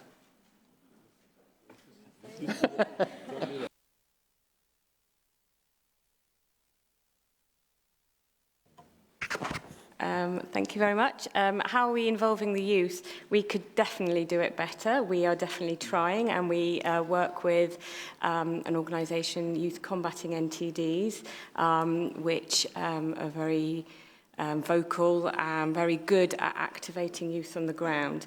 But we should always try better. You know, they're the ones that are creating the demand in countries. And so, Yona, you heard that here first. Yes, please. Get in touch. Definitely. Get in touch with Camilla. Yeah. Thank you very much indeed. So, opening for discussion now. Are there any questions from the floor? Yes. If you just say who you are and then speak, just this for the virtual audience. Hello, good morning. Can you hear me well? Well, I'm Dr. Ciro Gomes from the Ministry of Health of Brazil. I'm from the University of Brasilia. And my subject is related to the elimination of the neglected tropical disease, neglected dermatological skin disease. We from the Brazilian Ministry of Health, thinking of this subject, we have many facts that can jeopardize our objectives. Among them, we can cite global warming, migration, poverty, but there is one emerging fact that we're specifically worried about, that for some scientists, epidemiologists from Brazil, at least in our country, may have some epidemic behavior from those disease enhancement. That is the emerging and great selling of those immunosuppressive drugs. So we would like to ask for the WHO experts, do you believe that medication-induced immunosuppressive drugs may pose a threat to our objectives? Because highly populated countries, those medications are highly used now for atopic dermatitis. I can cite the JAK inhibitors, anti-TNF drugs. We are seeing a growing number of cases among this population. Thank you very much.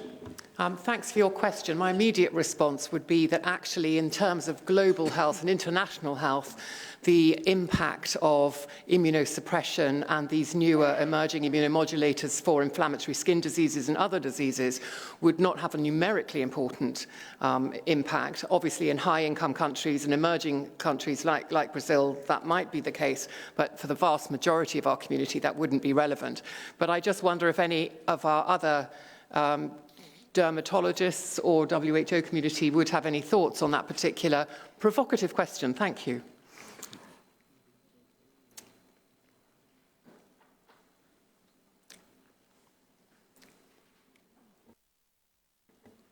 So no thoughts on that, unless Dr. George, would you like to ask a question? You'd like a question, yes. I think that's fine. We've probably nodded to it. It's been raised. Please ask your question. Merci beaucoup. Je suis Georges. Thank you very much. My name is George. I would just like to speak French because I think it's good to hear a bit of French in the room.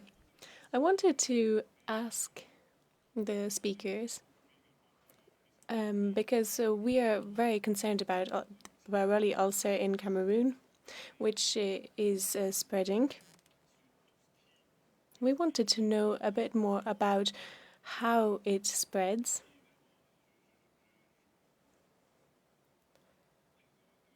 I think the speakers have excluded screening, and we also need to look at how it affects older persons too. So aside from the mosquito, who is a guilty party, we could say, how have you worked with environmentalists to clearly define the transmission areas? Thank you.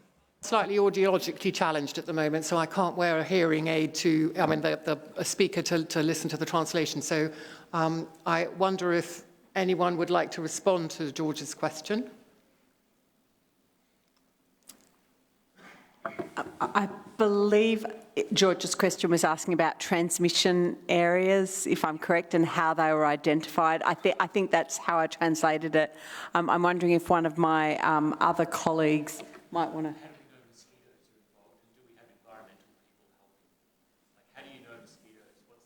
Right. Did you want to take that one? If you're speaking, pop your mic on. That would be great. Sorry, I think, yes, the question was about how do we know that mosquitoes are involved and are we using environmental scientists to assist? And the answer is yes, and we will speak more of this in the transmission session on Wednesday. So perhaps we'll table the question and we'll have more to say then. Thank you. And sorry, my name is Tim Stenier, University of Melbourne, and I work with Deb Friedman and colleagues. Thanks. Thank you very much. Comment from Rod Hay. I was going to come back to that first comment about engaging youth. For my sins, part of my career, I was dean of a medical school. And one of the things that we did, and also in concert with other medical schools in Great Britain, was we got our medical students to go out and teach health messages in both primary and secondary schools. And it was enormously effective. It actually got great enthusiasm amongst the children they were teaching. They probably learned a little bit about health. And it would be a simple way of actually giving an NTD message in relevant areas. Thank you. Thank you. So we have a question from our virtual community, particularly from Dr. Cahoon in Benin. And this was to help strengthen surveillance among frontline health workers. Can the WHO put skin NTDs on the list of immediate notification diseases? Great challenge. What do you think, guys? Thank you. In fact, if you look at the list of diseases that need to be notified immediately, these are really epidemic-prone diseases, not other diseases. So if you have a skin NTD, which is epidemic-prone, it will be. But I think the best approach is just to make sure that in the integrated disease surveillance system, we notify skin NTDs properly, not just put, something generic that will be very difficult to track and also to report on prevalence and impact of intervention. I think this is the most important challenge we need to face. Thank you. Thank you very much.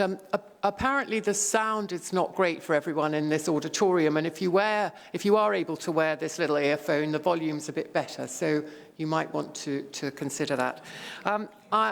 Michael Marks has a question for us. Michael, could you let us know what your question is? Yeah, hi, Michael Marks, LSHTM. It's lovely to see so many dermatologists and other clinicians in the room. I guess reflecting on what has been successful in other NTD programs, that has mostly been achieved by removing clinical specialists from decision-making and replacing what we do with programmatic decision-making. For example, we don't have ophthalmologists examine people's eyes to diagnose trachoma because that's not a scalable intervention. So I guess the question is really, how can we move away from systems which are heavily dependent on dermatologists or infection specialists or pathologists or surgeons to interventions that will actually plausibly be able to scale up to something which we've already said is the third or fourth most common set of diseases in the world. We will never achieve that with people like me or Claire, sadly, making the diagnosis. There will never be enough of us. So I just encourage us all to think about how we can mostly remove subject matter experts from the delivery of programs, because that's not how we've achieved success in the other NTDs. I'm a bit cross with that question, actually, Michael. But I would challenge that with that we need the dermatologist to supervise the direction of any leapfrogging technology that happens. And I completely agree with you. We'll never train enough dermatologists to deal with that. But I hope within the various sessions that we have, we will be sharing technologies and ideas for leapfrogging away from requiring a specialist to be involved in diagnosis and developing other ways in coming up with diagnostic case acquisition and also directing treatment. We have a question over there. I can't see your name, so if you... Thank you. Sascha Knauf, Friedrich-Loeffler Institute, Germany.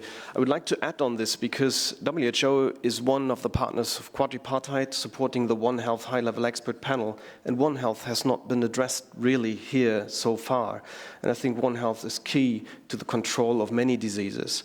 And many of the NTDs, many of the skin NTDs have a zoonotic component. So that's also something that I would like to add here to get more transdisciplinary and also cross-sectoral.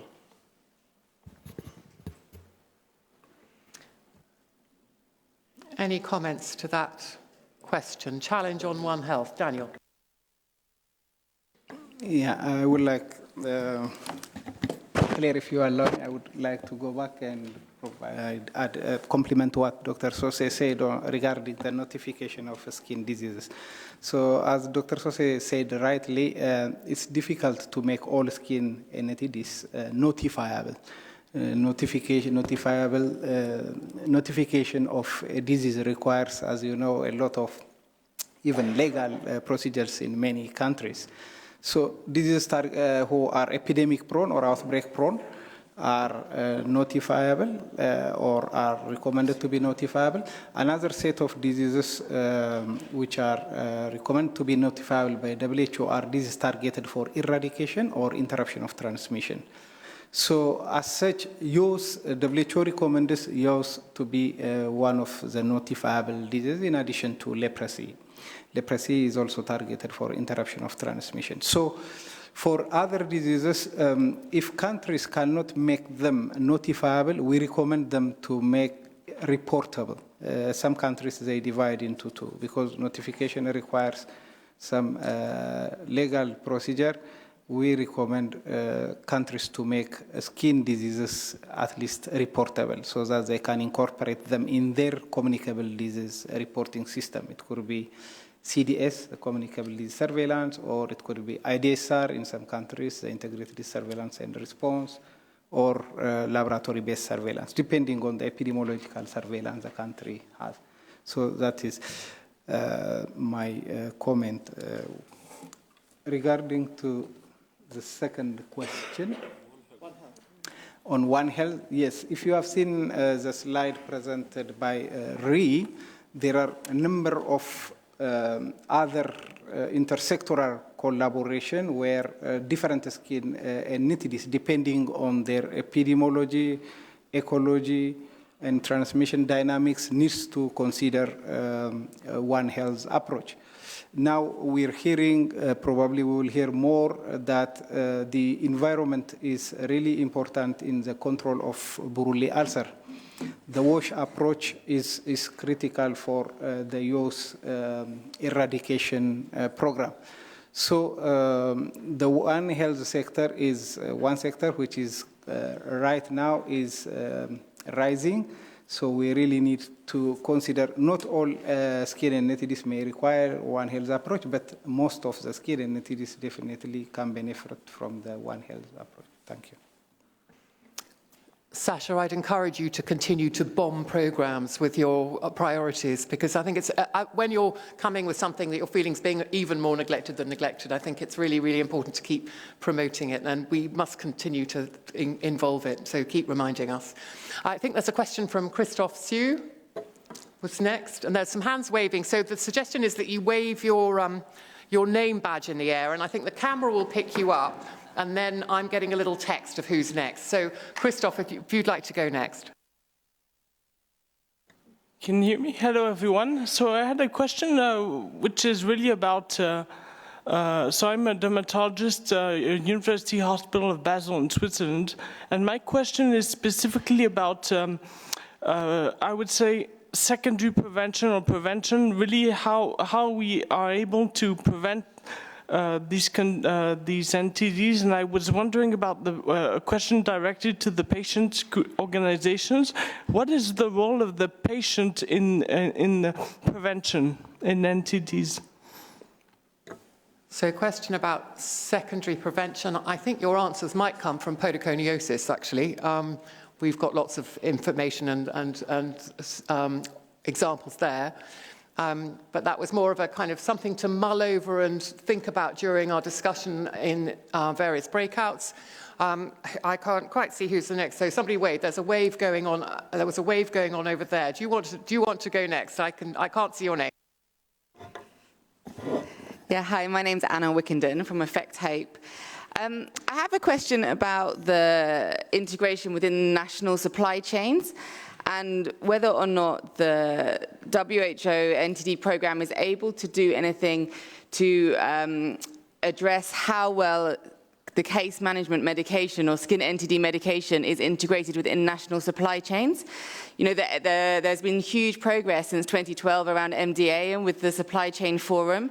And is there anything that we can do to improve that? Because as strong as, you know, local integrated case detection might be, where there is a gap in the supply of essential medication, it undermines the whole approach. So just a plug for if there's anything that we can do to improve like NTD supply chains And also just a related point around seasonality and climate change, that as we're seeing the change in seasons in a lot of countries, we're also seeing a lot of barriers to accessing of essential medications for NTDs.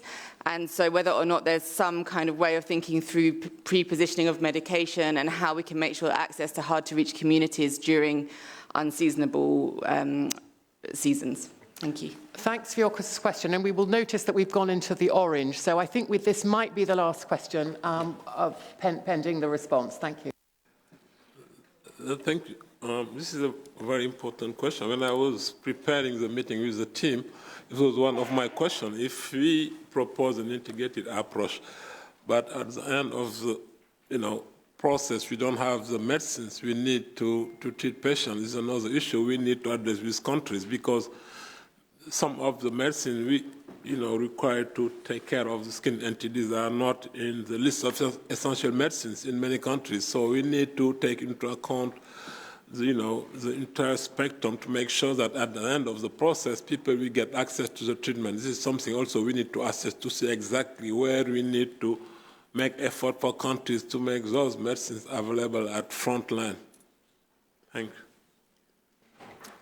Thank you very much. And I think we will move on now. Please do keep raising those questions, getting them addressed in the breaks, and we look forward to continuing the discussion at the end of this next set of talks. And I'd like to welcome now Pamela Mbabazi, who is from the Central WHO.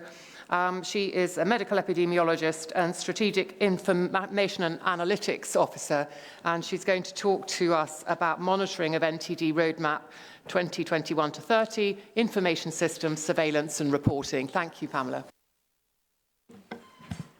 Thank you. Good morning to you all. Very happy to be in a meeting, to see all of you and talk about information. And next slide, please. I think they're about to queue up my slides.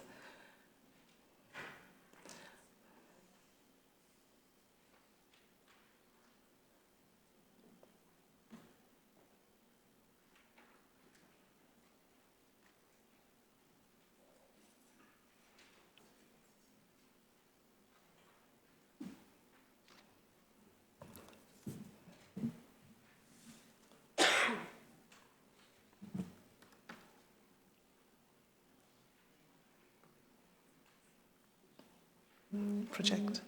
That's okay.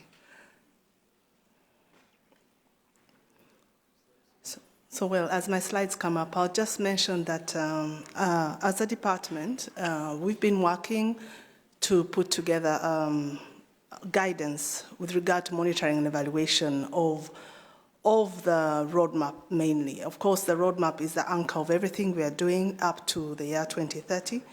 And in line with that, there are these three strategic shifts that keep being mentioned, moving from having siloed approaches to integrated approaches, accelerating program gains as much as we can to 2030 using the tools that we have, and also really enabling countries to take greater ownership of their own programs. So this is articulated in several ways in all the documents that have been actually put out as part of the companion documents of the NTD roadmap. And so my role today is to share with you what we are working on from a headquarters level, at a global level, to again also situate the skin NTD issue in this context. Hopefully my slides will come up soon. Yes, next slide. So if you go to the WHO website at the moment at headquarters, you will run into a whole gamut of databases. Unless you're familiar with the website, it's very difficult to find information that's related to NTDs as a whole. Or if you do go, you may be very interested in a specific disease, so you tend to go and look at just the disease you're interested in. So a recent landscape analysis of how many databases are at headquarters, there are about more than 800 portals through which you can get information. It's too much. And this is the space in which we are having to compete and try to be visible. If you click once, you'll see the vision that our directors also put forward. One click. Click. Next. Yes. So as Dr. Sose mentioned, we are really working to increase the visibility of our program in this very crowded space. And as we do so, the entire organization also is working to help everyone be able to access information, health-related information, in a manner that is trusted and that they themselves can act on as primary data users, rather than just using most of the information to just transmit to headquarters for reporting purposes. So as we think through the issues of integration and streamlining and mainstreaming, we are doing so also in the context of an organization that is changing this for all health programs to have the information better presented. We have a task not only to simplify our own messaging in whatever we're trying to do, but also to make sure that we take opportunity of the emerging platforms and channels that are being made possible by WHO. Next slide, please. You will have seen several of these companion documents, and the guidance we are putting now out with regard to monitoring and evaluation is related to this shift of really moving away from siloed approaches to integrating and mainstreaming. It's a theme, as I mentioned, that's echoed in several of the companion documents. We have put out these documents that are on the slide that mention skin NTDs in several ways. The M&E framework has a specific indicator, global indicator on skin NTDs and a target set for 2030. There is also an indicator compendium as well, where we have reference sheets for each of the indicators related to the skin NTDs. We have the integrated skin NTD indicator. We also have the disease-specific indicators. For some of the disease-specific indicators, they're very well defined. For example, leprosy, you have a good strategy that's well outlined, and the program is quite mature, has been around for a very long time. But for other disease programs like scabies and mycetoma, there are still some important gaps. Though the indicator is defined, the methods of measurement or estimation, where there are no clear information pathways already in place, is not yet well described. So we do need to work with the community here to try and understand how can we do this in a manner that countries themselves can then be able to generate this information that we will need to enable reporting on the global indicator. Next slide, please. Importantly, on this indicator, the integrated skin NTD indicator, we actually by now, the year 2023, we have no data as yet. So this is quite a challenge, more so given by the fact that by next year, NTDs will be presented as a substantive agenda item on the World Health Assembly report. So we really need to quickly figure out how are we going to report on this specific indicator on NTDs that says that the number of countries, we need to be reporting on the number of countries that adopt and implement an integrated skin NTD strategy. We have the target is to have at least 40% of countries do so by the year 2030. As I speak now, we don't have any data on that at the moment. We will be putting out a survey and we hope to have some responses that will enable us get an understanding of how the community is moving towards the 2030 target. Next slide, please. I think you skipped a slide. Okay, let's keep going. All right, so presently we do have data collection tools for the various skin NTDs that are mentioned in the framework that was presented earlier. Many of these will be familiar to you, like the Buruli ulcer data collection forms or the WHO integrated data platform, WIDIP, as most of you may know it, where data on leishmaniasis is collected and reported. Leprosy has its strategy where the core indicators and medicines are mentioned, and there are also some disease-specific forms for lymphatic filariasis and onchocerciasis that are part of the preventive chemotherapy joint application form packages. However, we do really need for the sort of the entities that are newer to the NTD portfolio, we need to work on the primary data collection tools, notably for mycetoma, scabies, and other deep mycosis. All this data as we receive it from countries, we are working to put it in a common NTD data repository at headquarters, which will link with the central World Health Data Hub that the organization is working to improve that visibility that I've showed you in the beginning, where there are so many databases and it's so hard to find information for a country. For example, if I want to know something about Cambodia now, unless I really have a specific question, it's very difficult for me to understand what's happening in Cambodia with regard to NTDs, maternal and child health, One Health, nutrition. It's very difficult. So the organization is working to have this one data hub whereby when you enter a country, you're able to see their health information in a much better organized manner than it is at the moment. Next slide, please. You can get to these resources. Whatever primary data collection forms and guidance we have is accessible from the WHO webpage, whereby we have information on data, epidemiological data that we receive. We also have information on some of the medicines that we manage as part of the global donations. And also, many of you will be familiar with the Global Health Observatory, where at the moment we have 13 out of the 20 NTD modules presented. So we are working presently as well to see how we can fill the data gap for the 6 modules for which we don't have information for NTDs. And some of those include the skin NTDs. Next slide, please. Next. On the dashboard at the moment, you will be able to see where we are with regard to the global progress against the roadmap indicators. We have 4 overarching indicators, 10 cross-cutting indicators, and 22 disease-specific indicators. I'd encourage you to go and have a look at this website. We also have country profiles at the moment where we present information that we have, all the information that we have ever received as a department on NTDs in that country. Country profile will include information on progress against the NTD roadmap indicators, epidemiological data that we have related to the current disease burden and surveillance information, the interventions, how far we've been able to move in that country with regard to prevention, treatment, and care over a time series, and as well as the number of medicines, NTD medicines that have ever been disbursed to that country.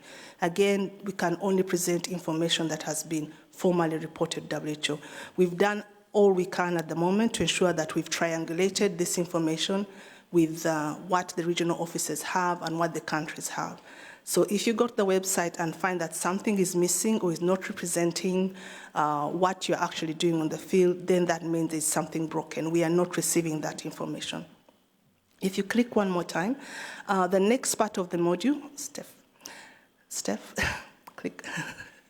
The next part of the module we'll be working on is presenting disease-specific profiles. This is quite a challenge given how different the NTDs are. And we will be working with our disease focal points, who I'm sure will also get in touch with you to see how best can we present the disease-specific profile for the disease of interest, specifically that you're working on. For the skin NTDs, as I mentioned, because we don't have data as yet, if you go on the website, you'll notice that the tab for this integrated skin NTD is gray. It's because we don't have data. Hopefully, with more information coming in, you'll begin to see information, and we'll be reporting on that as of next year. Next. So how are we working to address these important data gaps? In the questions that were raised in the last session, there were several of them that relate to information, and there are many things that relate to information. Information is power, and the information we get, we need it for action. WHO, this issue of information gaps is not unique to NTDs. Many other programs also have the same issues. So the organization generally is also working to strengthen routine health information systems and provide stronger routine health information toolkits for countries. That pyramid represents what we typically know of how information should flow from the health facility through to the national levels.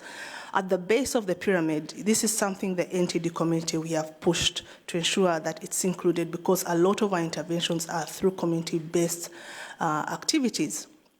And so as we take advantage of this opportunity that the organization has put forth in strengthening routine health information systems, we'd like to see interventions that are happening for NTDs in the communities also transmitted routinely through the health information system. And not just transmitted, but to ensure that those who are generating this information are able to use it themselves for their own actions and changes and interventions at that level. We believe that by aligning ourselves with this way of working, filling in gaps, we would then ensure that when countries are submitting reports to WHO, that then NTDs can also be captured and mentioned, especially in high-level ministerial meetings. Dr. Sosa did mention his opening remarks how generally NTDs are not visible in many of these high-level mentions when we talk about primary health care, universal health coverage. And importantly, I'd like to remind that NTDs are specifically mentioned as the tracer indicator for equity in the Sustainable Development Goal framework.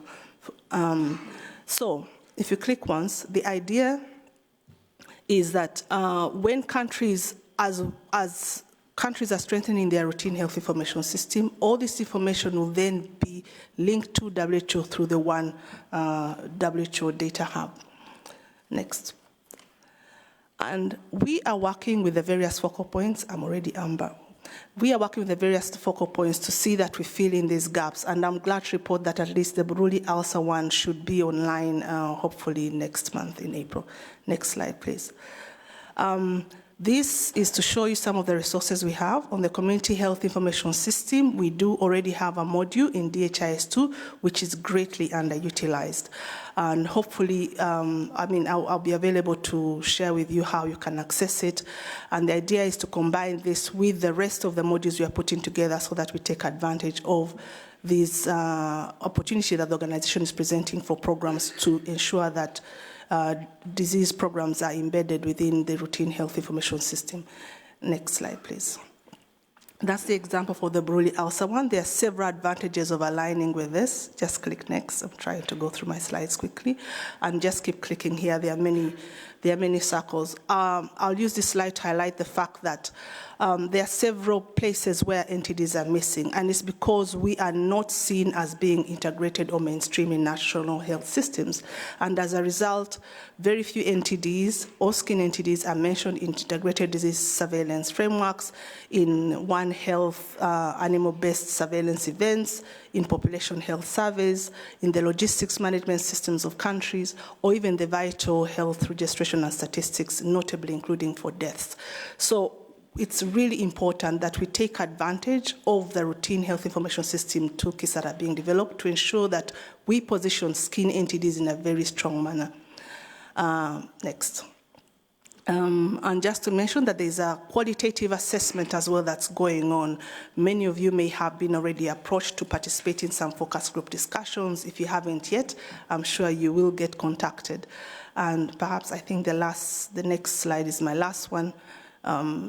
That's just to show resources that we have. There are several resources on the Open WHO platform, which I'd encourage you to also go and have a look at. So as I conclude, my key message to you is, next, before the gavel goes. Next slide, please, Steph. Yes, key messages is we really need to have strong NTD monitoring and evaluation to position NTDs in the global health space. The current way in which we are managing information will not get us there. Secondly is please look at what we have on our website and provide your feedback and inputs of how we can fill that gaps. It's essential that we align with the corporate approach to strengthening information systems, because only then can we improve the timeliness and completeness of existing skin NTD data collection, which is essential for reporting, but also support countries to use their own information. And I'll end there. Thank you. Click.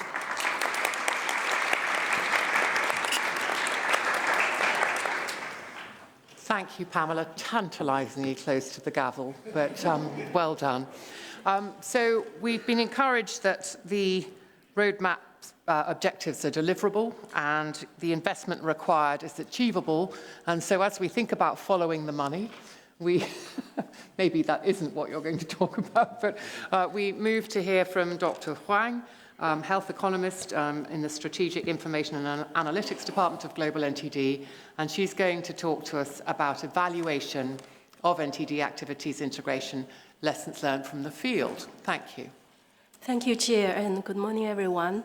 Very happy to have this opportunity to discuss about the integration, but I want to put you right away to say that we have not yet finished this project. We are, in fact, just at the first stage of this project, but I think we already have some interesting observations to share with everyone. Next slide, please. So integration is a high recommendation from the NTD roadmap. In the roadmap, the integration was defined as a grouping or packaging of several diseases that share similar intervention strategies to facilitate joint delivery of interventions through a common platform. The rationale behind the recommendation on integration is that we take a people-centered approach. When people have some problem, among others, skin problem, they don't know what they have. So when they go to a service point, they expect to receive expected treatment. If we just deliver a very specific disease treatment, people can very often get disappointed. So by providing a package of service, we allow people to have a higher chance to receive the service they need when they go to a service point. On the other, from another angle, we also need to deliver a service that is more comprehensive, going from prevention, treatment, care, rehabilitation, and health education. In this way, we can better organize our resource and deliver the service in a more efficient way. And for NTDs, there's another aspect we should not ignore, is that many NTDs are even further neglected. And they will never get sufficient attention on resource allocation. By adding those neglected entities into those ones who get more resources currently, we allow to deliver some services to cover those most neglected entities. Next slide, please. In the literature, there are a lot of studies record the benefits of providing an integrated package. But we feel that there is insufficient evidence on the change itself. What will it cost to move from disease-specific approach to an integrated approach? Very often we see already a package of integrated services provided in the country, but we haven't seen many record on how this movement has happened and what are the conditions for this movement to happen to drive to a good performance, and what will be the cost effectiveness of this movement. So we ask these two questions. What will be the enabling and hampering factors for integration? And what will be the cost and the benefit of integrating NTD interventions and focusing on this changing phase? To answer those questions, we want to understand under which conditions, by integrating different disease programs, we get higher performance for all those which are covered. Next slide, please. When we look at the interventions that we could focus on, we thought under the guidance of the integration integrated skin NTD framework, we think we maybe need to go beyond skin NTD and try to see whether there is any opportunity to combine the mass drug administration activity with skin NTD screening activity. Please click. And to do this, before we can go to the design of the project, we think it's very important to understand how it happens in the field. So that's why, click please. We want to take the first step, which will be the field observation in a concrete country, on a concrete skin NTD campaign, and discuss also with the same country their MDA activities, discuss with all stakeholders on the feasibility and the willingness of doing such practice, and based on this discussion, develop a joint pilot plan. So this is what we have done with Côte d'Ivoire. Next slide. So we, with support from the government of Côte d'Ivoire and a very brilliant team, we visited the country between the 17th to 28th February this year. And we, click please. We visited, we worked with Côte d'Ivoire because Côte d'Ivoire is currently, Stephanie, please click.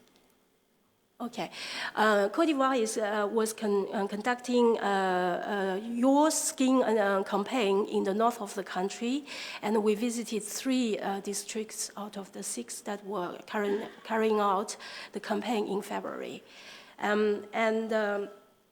Our key objective is to understand, if you click, is to understand how it happens in the field, what are the challenges and what are the process and the challenges of delivering skin NTD screening in those very remote areas.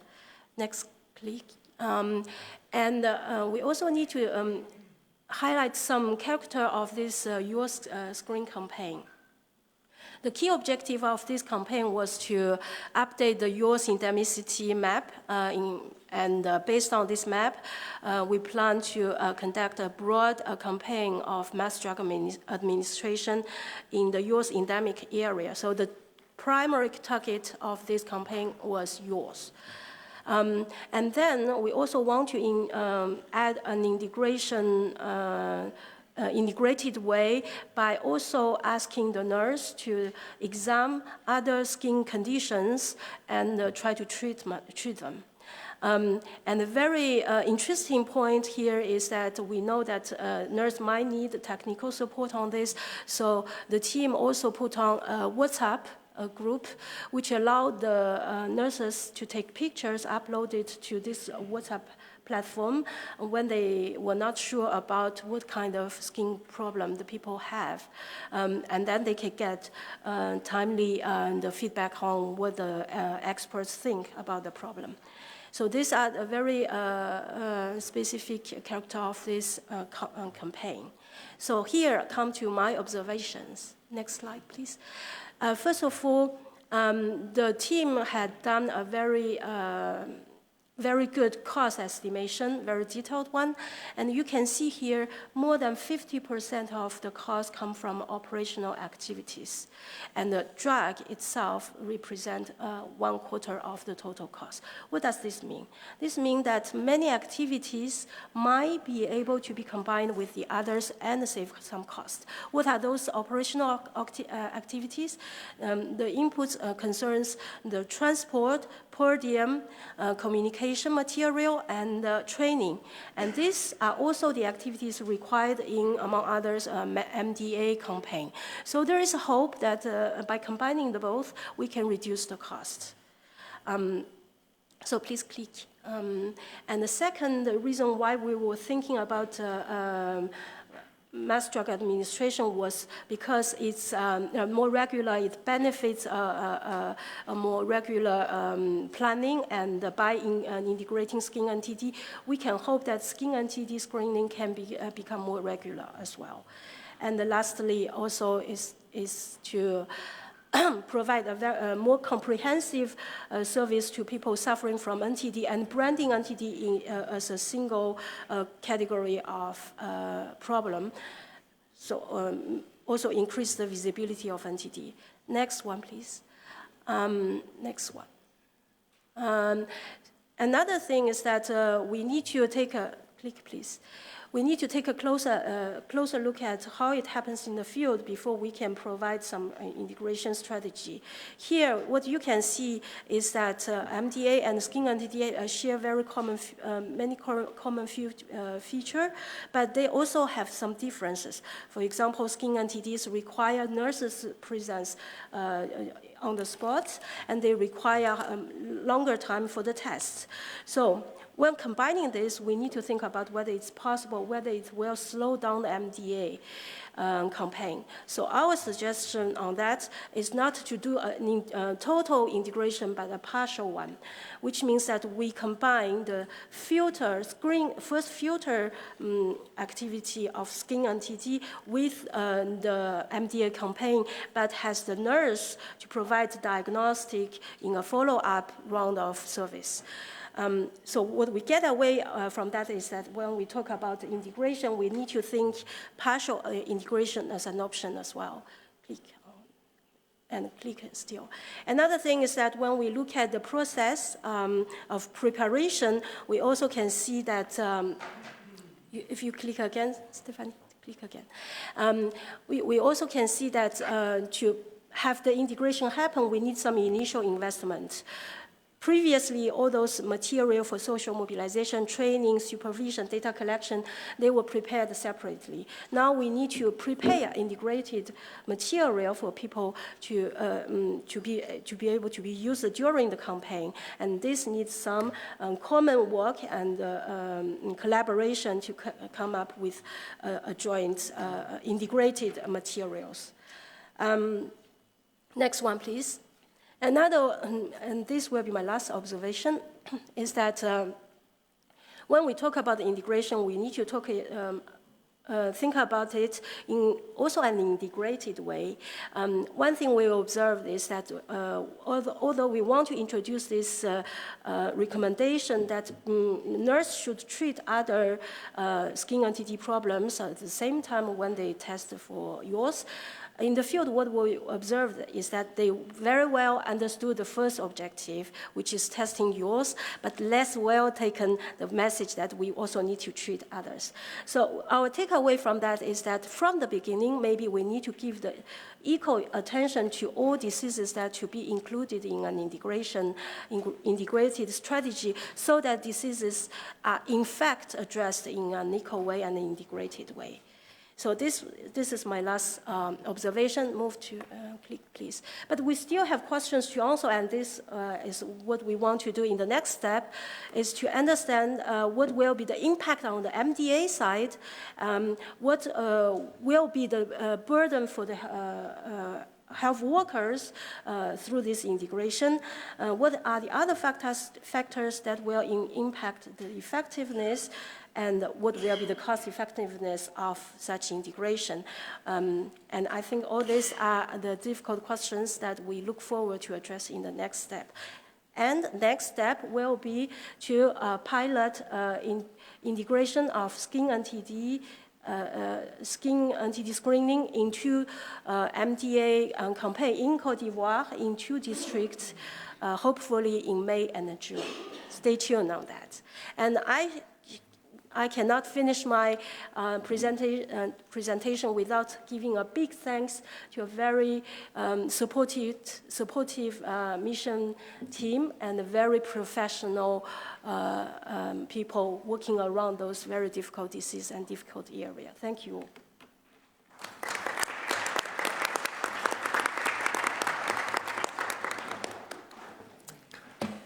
Thank you very much indeed. That was fantastic. Example and review of what's going on, and also a challenge, and asking that question of the elephant in the room, is integration cost effective? So thank you very much for that challenge to us all. And I'd like to move now on to the final talk of this opening session and welcome my dear friend Esther Freeman, who is Professor of Global Health Dermatology at Massachusetts General Hospital and Harvard Medical School, and co-founder with me and chair of the International Alliance of Global Health Dermatology, a platform for international collaboration on skin NTDs. We're very pleased to hear you introduce GloDerm to us and how we might support this initiative. Thank you, Esther. Thank you very much, Claire, and it's really an honor to be among this group, and I realize I'm standing between all of you and lunch, so bear with me. And really an honor, as I said, to be joining you from Boston, from Massachusetts General Hospital and Harvard Medical School, and I'm joining you today in my role as chair of GloDerm, which is the International Alliance for Global Health Dermatology.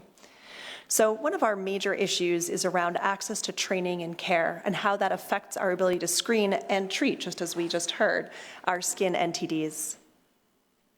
So if you look at dermatologic access, for example, in the United States, a highly resourced setting, there are 34 dermatologists per million population. But let's take a look at sub-Saharan Africa. So if you look at sub-Saharan Africa, there are between 0 and 3 dermatologists per million population. In many of these countries, it means there are either 0 or even just 2 or 3 dermatologists serving millions of people.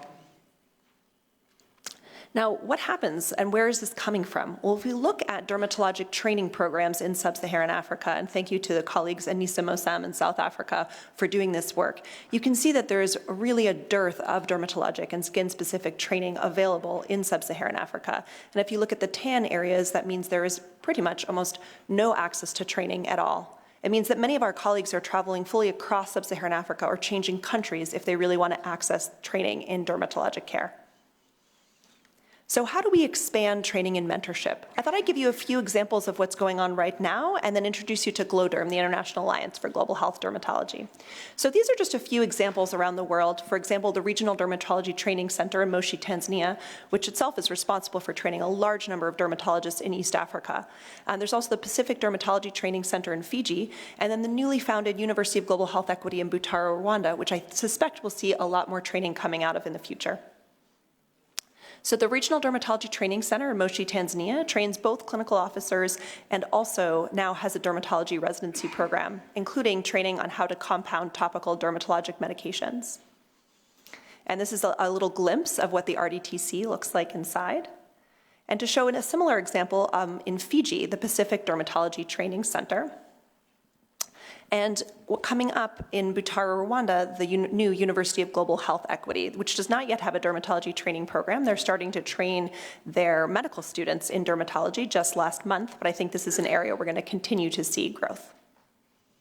And what it looks like inside. Next slide. So how do we really train our next generation of local leaders who are going to be doing the work that we've heard about this morning that's so important? How do we really support and develop that next group of change makers who aren't just going to be seeing patients on the ground, but who themselves are going to be creating the training programs and the national programs that we heard are so important? So with this, I'd like to introduce GLODERM, the International Alliance for Global Health Dermatology. We're an organization not just of dermatologists, of really anyone interested in skin health around the world, and I'd like to share with you some of our new work this year. So we started just recently back in 2018. We currently have over 800 members from more than 30 different countries, and what's been so exciting to us is our recent launch of our mentorship program that I'll share with you today. So as I mentioned, there are over 800 of us, and we join together both in in-person meetings, and we have monthly webinars and training in different skin topics, including skin NTDs. We have a global network of dermatologists who themselves support training programs around the world. So these are just a few programs that I mentioned, including the Regional Dermatology Training Center in Tanzania that Claire Fuller is very involved with. And these are really our 3 pillars at GLODERM, which is mentorship, education, and building a community of global health dermatologic and skin experts around the world.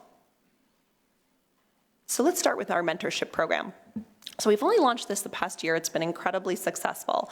And the idea here is how to build change makers. So these are dermatologists and people interested in skin health and who are working in their own community to do things like build residency training programs in areas of Ecuador where there is none, or creating an albinism outreach program in Burundi where there currently is none. And so the idea is these are really young, vivacious, incredibly dynamic leaders in their own countries who are now training in leadership skills, who are going to be really creating the next batch of opportunities for people in their own communities.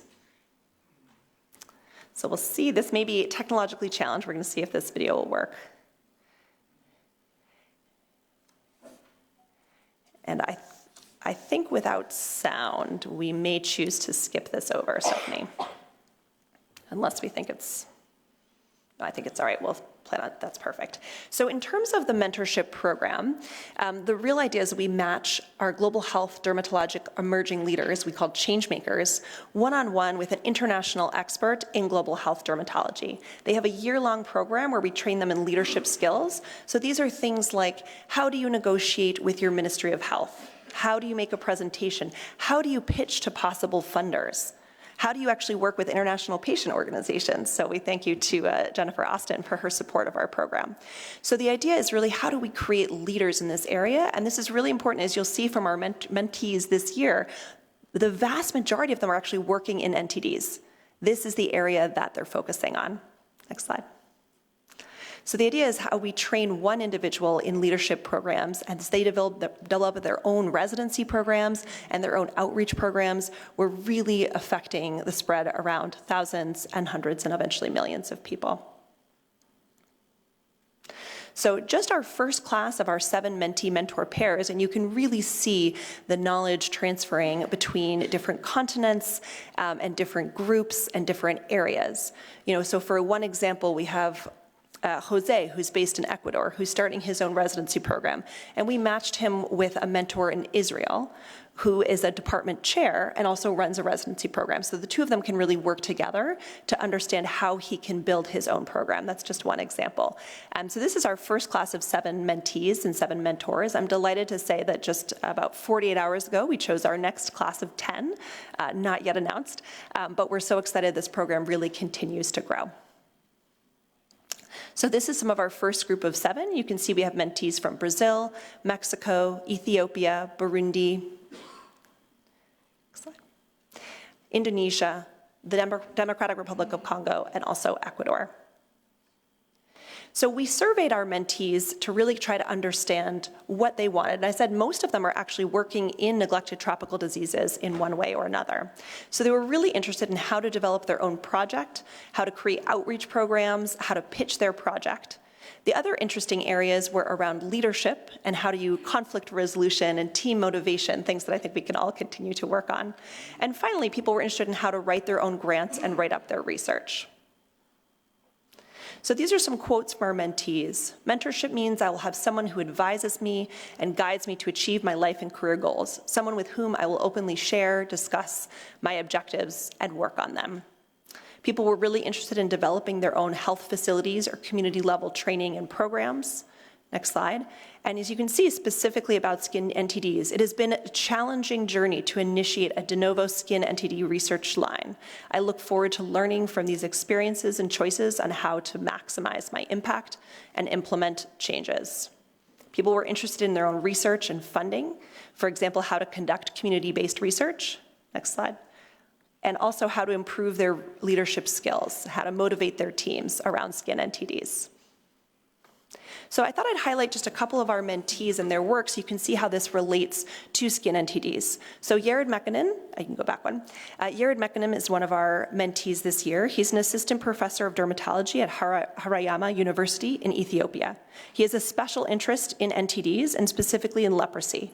He works in a leprosy treatment center in Harayama as the only leprosy treatment center for more than 3.5 million people in the eastern part of Ethiopia, which is currently served by only 2 dermatologists. He's working in integrated community outreach and is currently training 160 health professionals in leprosy diagnosis and management. Next up, we have Marlis, who's based in Indonesia. She herself is Dutch and based in Indonesia. She's currently working in the METLEP trial, which is evaluating adjunctive metformin to mitigate leprosy reactions. What I wanted to highlight for Marlis, and if you can click on to the next slide, and Dr. Krishna, I should say. Oh, sorry, you can go back one, actually. What I wanted to highlight was she's working something called the Photo Voice Project in Papua Province. And this is a really impressive project, which actually is just about to be published in the British Journal of Dermatology, so keep your eyes out for that one, where we're looking at community engagement across affected patients. And so what they did is they actually gave, they were trained by a photojournalist, and they actually gave patients their own cameras. And so these are patients affected by leprosy.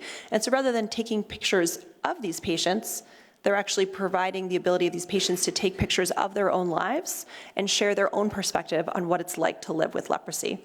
She's also demonstrated a photo exhibit as part of her Sumba teledermatology project, which is specifically looking at raising awareness of the invisible burden of leprosy in Sumba, Indonesia. And here she did partner with a photojournalist to document these patients. And so I think really just incredible community engagement. And so these are the folks that we're training in terms of their leadership skills and developing their own leadership in this past year and going forward. Next slide I'd like to talk through about is education. And so one thing we work on with GlowDerm is we have a monthly webinar series. So in addition to training mentees on leadership, we're also interested in passing on clinical knowledge. We know that not everyone has access to things like dermatologic grand rounds and clinical best practice. Next slide. So what we do is we train a particular mentee or a trainee, and we pair them with an international leading expert. I just gave you 2 examples. We've now been running this webinar series for free, available online, for the past 3 years. And so these are just 2 examples that are relevant to today's audience. So we have leprosy, for example, which is a webinar that was given by a team from Nigeria. And we also had a recent teledermatology webinar focusing on how do you use and access teledermatology in resource-limited settings. So these go on once a month during the academic calendar. I encourage you to join us. These are free to attend, free for your trainees to attend. And if you go to the next slide, you'll see that we actually have these, actually go back one, we actually have these uploaded onto YouTube. And so you can access these at glowderm.org. We actually have 3 historical years uploaded. And as I said, freely available on glowderm.org. That's GLODERM.org. So we also have annual scientific meetings. You'll see our crew here. And this is really a chance for our mentees to get together. This is Jose, who I mentioned, who's paired with Roni Dudiak, who's from Israel. And this is actually the first time they've met in person after being mentee-mentor pairs together for an entire year. And we sponsor meetings throughout the year focusing on issues around skin NTDs and also around access to care. And my thank you slide may be missing, but I will be able to give my thanks to all of our GlowDerm team. Stephanie, is there one at the end with my thank you slide? All right, my thank you slide has disappeared. So I will thank all of you for joining us today. A special thank you to Claire Fuller, who's the vice chair and co-founder of GlowDerm, and particularly to the International League of Dermatologic Societies, who I represent here, who represents 200,000 dermatologists worldwide, and also to our GlowDerm steering committee. I'm sure I've forgotten many people because I don't have the slide, but a huge thank you to all of you for your attention.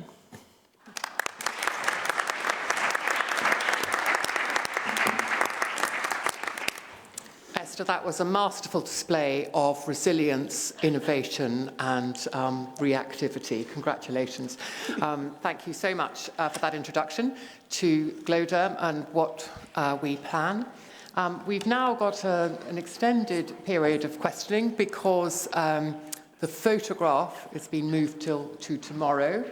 So we have lots of time for discussion. And so I would like to kick off, first of all. We still think the technique for those in the room is to wave your badge, your name plate in the air, and Priya's got binoculars on you, so we'll then indicate. But before we press on with questions, Dr. Full would like to say a few words. Well, thank you very much, Claire. Just to say that the DG will join us tomorrow. That's why we moved the photo session for tomorrow midday. So to let you know, thank you.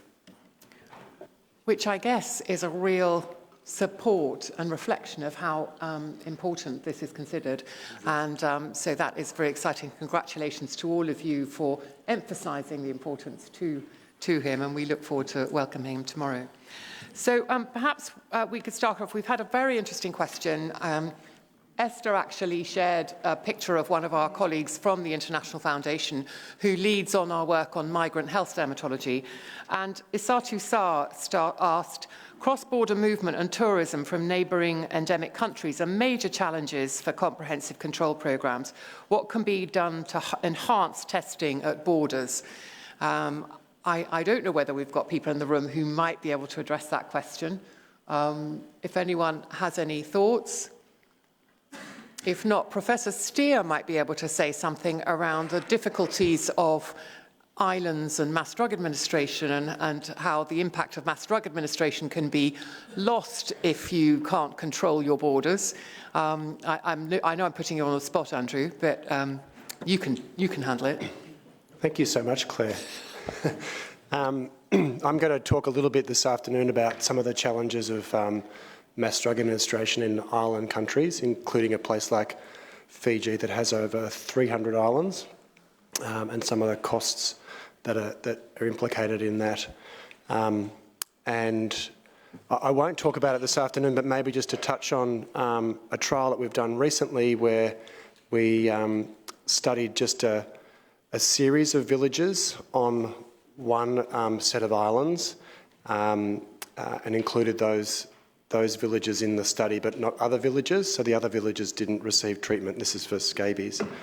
And whilst we were successful in accessing the populations in the villages themselves under treatment, we found that there was transmission and contamination, if you like, from the non-treated villages.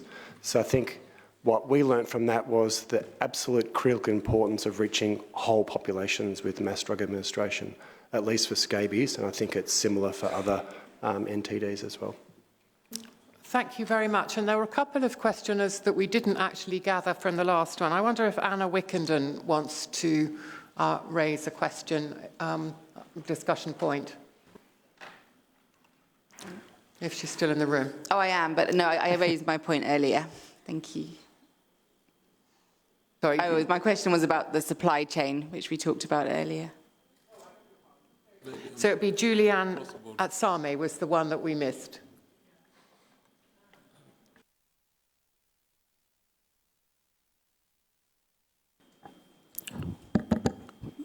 Merci. Thank you. Thank you very much. My name is Julianne Atsame. I come from the Ministry of Health in Gabon, and I'm in charge of NTDs. I raised my hands during the previous session because I wanted to stress a certain number of aspects that were covered in the first presentations. In the presentation given by Australia, I think that there are a certain number of questions that should be raised. Was there a change in behavior over time, a change in the environment? Did we improve diagnostic tools for the disease? So there are a certain number of questions that are unanswered. And to come back to the One Health aspect, we can't solve our skin NTD health issues if we don't have a One Health approach. And some of the previous speakers have also said that. There's another aspect that I wanted to talk about, universal health coverage. That was also mentioned in the presentation by Dr. Pamela, I think, in the presentation on healthcare systems. If you have a skin disease, you don't necessarily go to a dermatologist. And we've seen that in our experience with Côte d'Ivoire. Generally, you go straight to a healthcare worker, and no matter what their particular speciality is. And so we need to have a referral system to make sure that down the line they are referred to a specialist, a dermatologist, who is in a better position to manage these diseases. We can't talk about elimination or even control of skin NTDs without stressing the importance of UHC and the whole health system. We need to have an overall approach to the health system. That was my comment. Thank you. Thanks for your comments, Julianne. I wonder if we could actually, moving on, keep our questions really focused and simple. Thank you for your comments. That was really great. So we've got a question also from Dr. Nosike. Je vous remercie. Thank you. I'm Dr. Nosike, a coordinator for the NTD program in Togo. I'm a dermatologist. I have two questions and a comment. The comment is about integration and any possibilities for integration, and we need to take into account all the control efforts in this integration. A lot of diseases have been eliminated in my country, and we just have onchocerciasis, which is ongoing, and within a few years we will also have eliminated this disease. So this platform, the platform that was created, will not be used for integration as you presented it earlier on. We need to take into account the evolution of our fight against NTDs. I have a question as well. What is WHO doing to encourage integration? Because from the outside we see a certain number of things that seem strange. Ivermectin, for example, is being used for onchocerciasis, but it cannot be used for scabies management. So I'd like to know what is being done within WHO, what discussions are ongoing to better integrate on those levels. And I think I'll end my comments there. Thank you. Thank you. I don't know whether anyone's got any comments to that comment. If not, perhaps I could ask Krista Kasang for their question. Partner. Yeah, thank you very much. I'm from the German Leprosy and Tuberculosis Relief Association, and we are partnering with 14 countries worldwide fighting against leprosy. So I have a question, a technical question to Dr. Pamela Mbambazi about data and access to the health data. We as partner have quite difficulties also to access the DHIS2 data, and I don't know what is planned with the data database you are collecting in the future. As you might clearly see, having access to data for us is important, really, to measure also the impact of the money we are putting into the projects. So my technical question is there a foreseen to get access to DHIS2 data up to the district level provided from the ministry, or do you have any other plans how partners can really make use out of this movement? Thank you.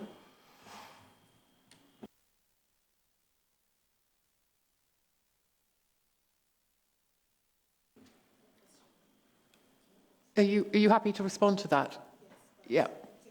You're taking, the response is being composed, would you say? Just putting questions together. I have several comments to some of the earlier questions, so perhaps let the questions be asked, then we'll respond in a group. Okay. Yeah. Fine. Next question. So I'll do the next question, shall I? Yes. What's the next question would be, there are some arms waving, and I can't see any other names up on my screen at the moment. Mr. Amil, would you want to? Hello, everyone. So this is Anil Fastenau from German Leprosy and TB Relief Association. So my question is actually for Dr. Fall. I mean, we have seen quite impressive presentations, and the framework is very comprehensive for integrated approaches. But the morning today I came, the first person I saw was someone working in the field of cutaneous leishmaniasis in Pakistan, and I've worked in the field of leprosy in Pakistan and Afghanistan, but apparently we don't know each other, and we are not working together at all. So my question is, these frameworks are absolutely great, but in the theoretically way, practically still we are far away from the integration. So what WHO could do that the key stakeholders working in the NTDs can really collaborate with each other, share or transfer the knowledge, and work together towards the integrated approach. Thank you so much. You happy to respond? No.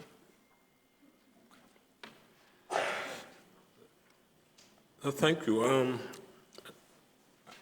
During my presentation, I talked about joint engagement at country level. I think this is extremely important. And to be able to do that, we need to work together with government and local partner from the planning. Because if you don't plan together, it will be very difficult to come back later. When the program already set to call people for, integration. So during the planning, it will be important to define the implementation strategies or approaches we need to take for, number of diseases. And it will lead up to a joint monitoring evaluation. It's not only on the, service delivery side. So for me, everything, should start from the situation analysis, the planning, and making sure that we have the tools and system to work together from the field side, moving up to national level. Pamela, you want to add something on that? So that's why, it's also important not just to parachute some new project without, really working with the team on the ground for a comprehensive plan to address the NTDs. Pamela, please. Yes. Thank you very much. Perhaps we could come back to Pamela now. Yeah, thank you very much. I was hoping Dr. Fall would prompt the responses. Yes, so, and I'll pick up exactly on that point. On the slide that was somehow missed in my presentation, there was a slide on sustainability. We have put out a sustainability framework document as one of the companion documents of the roadmap, and it has 10 indicators. Of those 10 indicators, which they are intended really to show country ownership, these 10 indicators speak to 3 important issues: integration, mainstreaming, country ownership, and coordination. They speak to the 6 health system pillars that the health system works with, and the skin NTD indicator is situated in that context. It's impossible to report accurately on the integrated skin NTD indicator without coordination. So the framework is done deliberately in that manner to ensure that our colleagues, like the example we just got from Pakistan, that leprosy, leishmaniasis, scabies, and whatever else is in, they speak to each other to be able to score the country accurately. You need data to do that. So I wanted to highlight that aspect.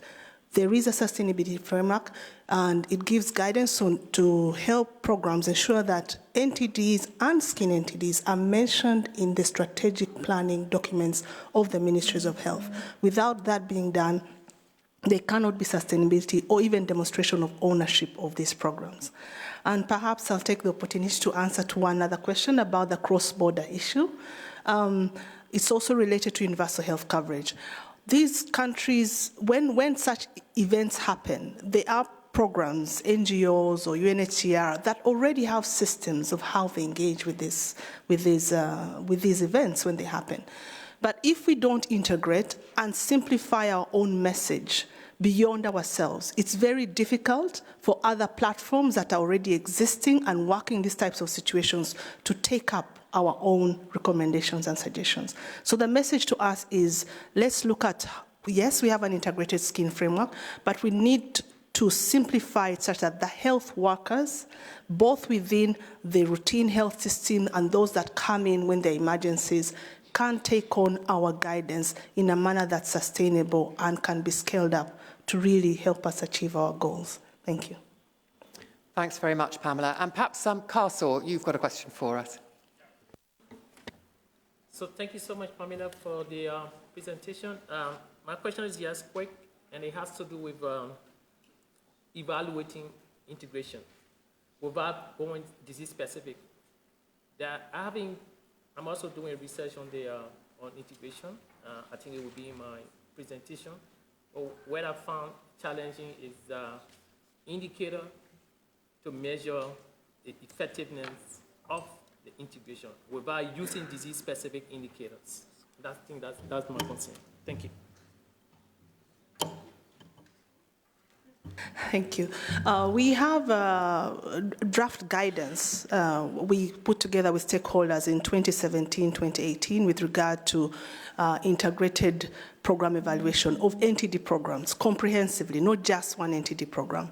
This is already now nearly 5 years old, which we need now to revise in light of all this new guidance we have. I'll be happy to share that with you. It mentions 4 strategic areas of analysis. 1, what does this mean in terms of the health system? What are we doing to the health system? 2, what is the impact in terms of financing? So it relates to your cost effectiveness questions of integration. 3, we need to show what is the level of community engagement in our interventions. And then 4th, which is actually what we tend to put first with the way we work, is it talks about the epidemiological progress. So actually the epidemiology is put last because we realize to be able to sustain the gains we are making, we need to make a difference on those 3 things that relate to the kind of questions you're asking. But again, this is guidance we are revising now in light of the new direction, and we look forward to inputs and suggestions of how to actually make an accurate quantification of what this approach and vision is doing to alleviate disease burden, improve DALYs, and help us move in the spirit of the framework of the SDGs to leave no one behind and have a good measure for equity on indicator 3.3.5. Thank you. Thank you, Pamela. And a question from Professor Gail Davey. Thanks. So Gail Davey from Brighton and Sussex Medical School and the International Podoconiosis Initiative. It's just a quick question for Dr. Zhuangjia Huang. I was wondering if you're planning to use any specific framework to do the evaluation of the integration of skin NTD and other skin disease screening. I ask this because I think it would make comparison across countries much easier.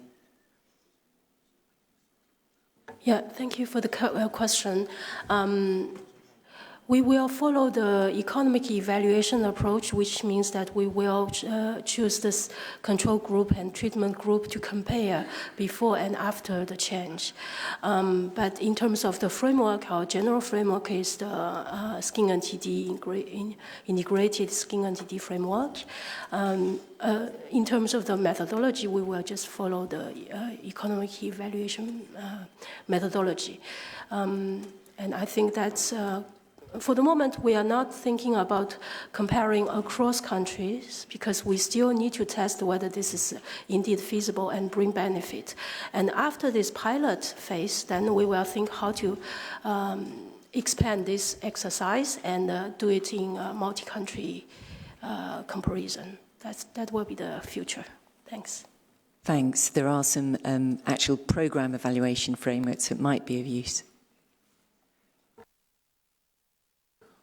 Yeah, I think WHO also has a NTD program evaluation framework, which we will consult. Thanks.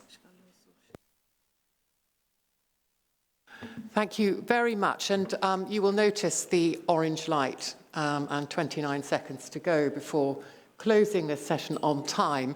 I'm rather pleased with myself for chairing. And thank you very much, Professor Ian.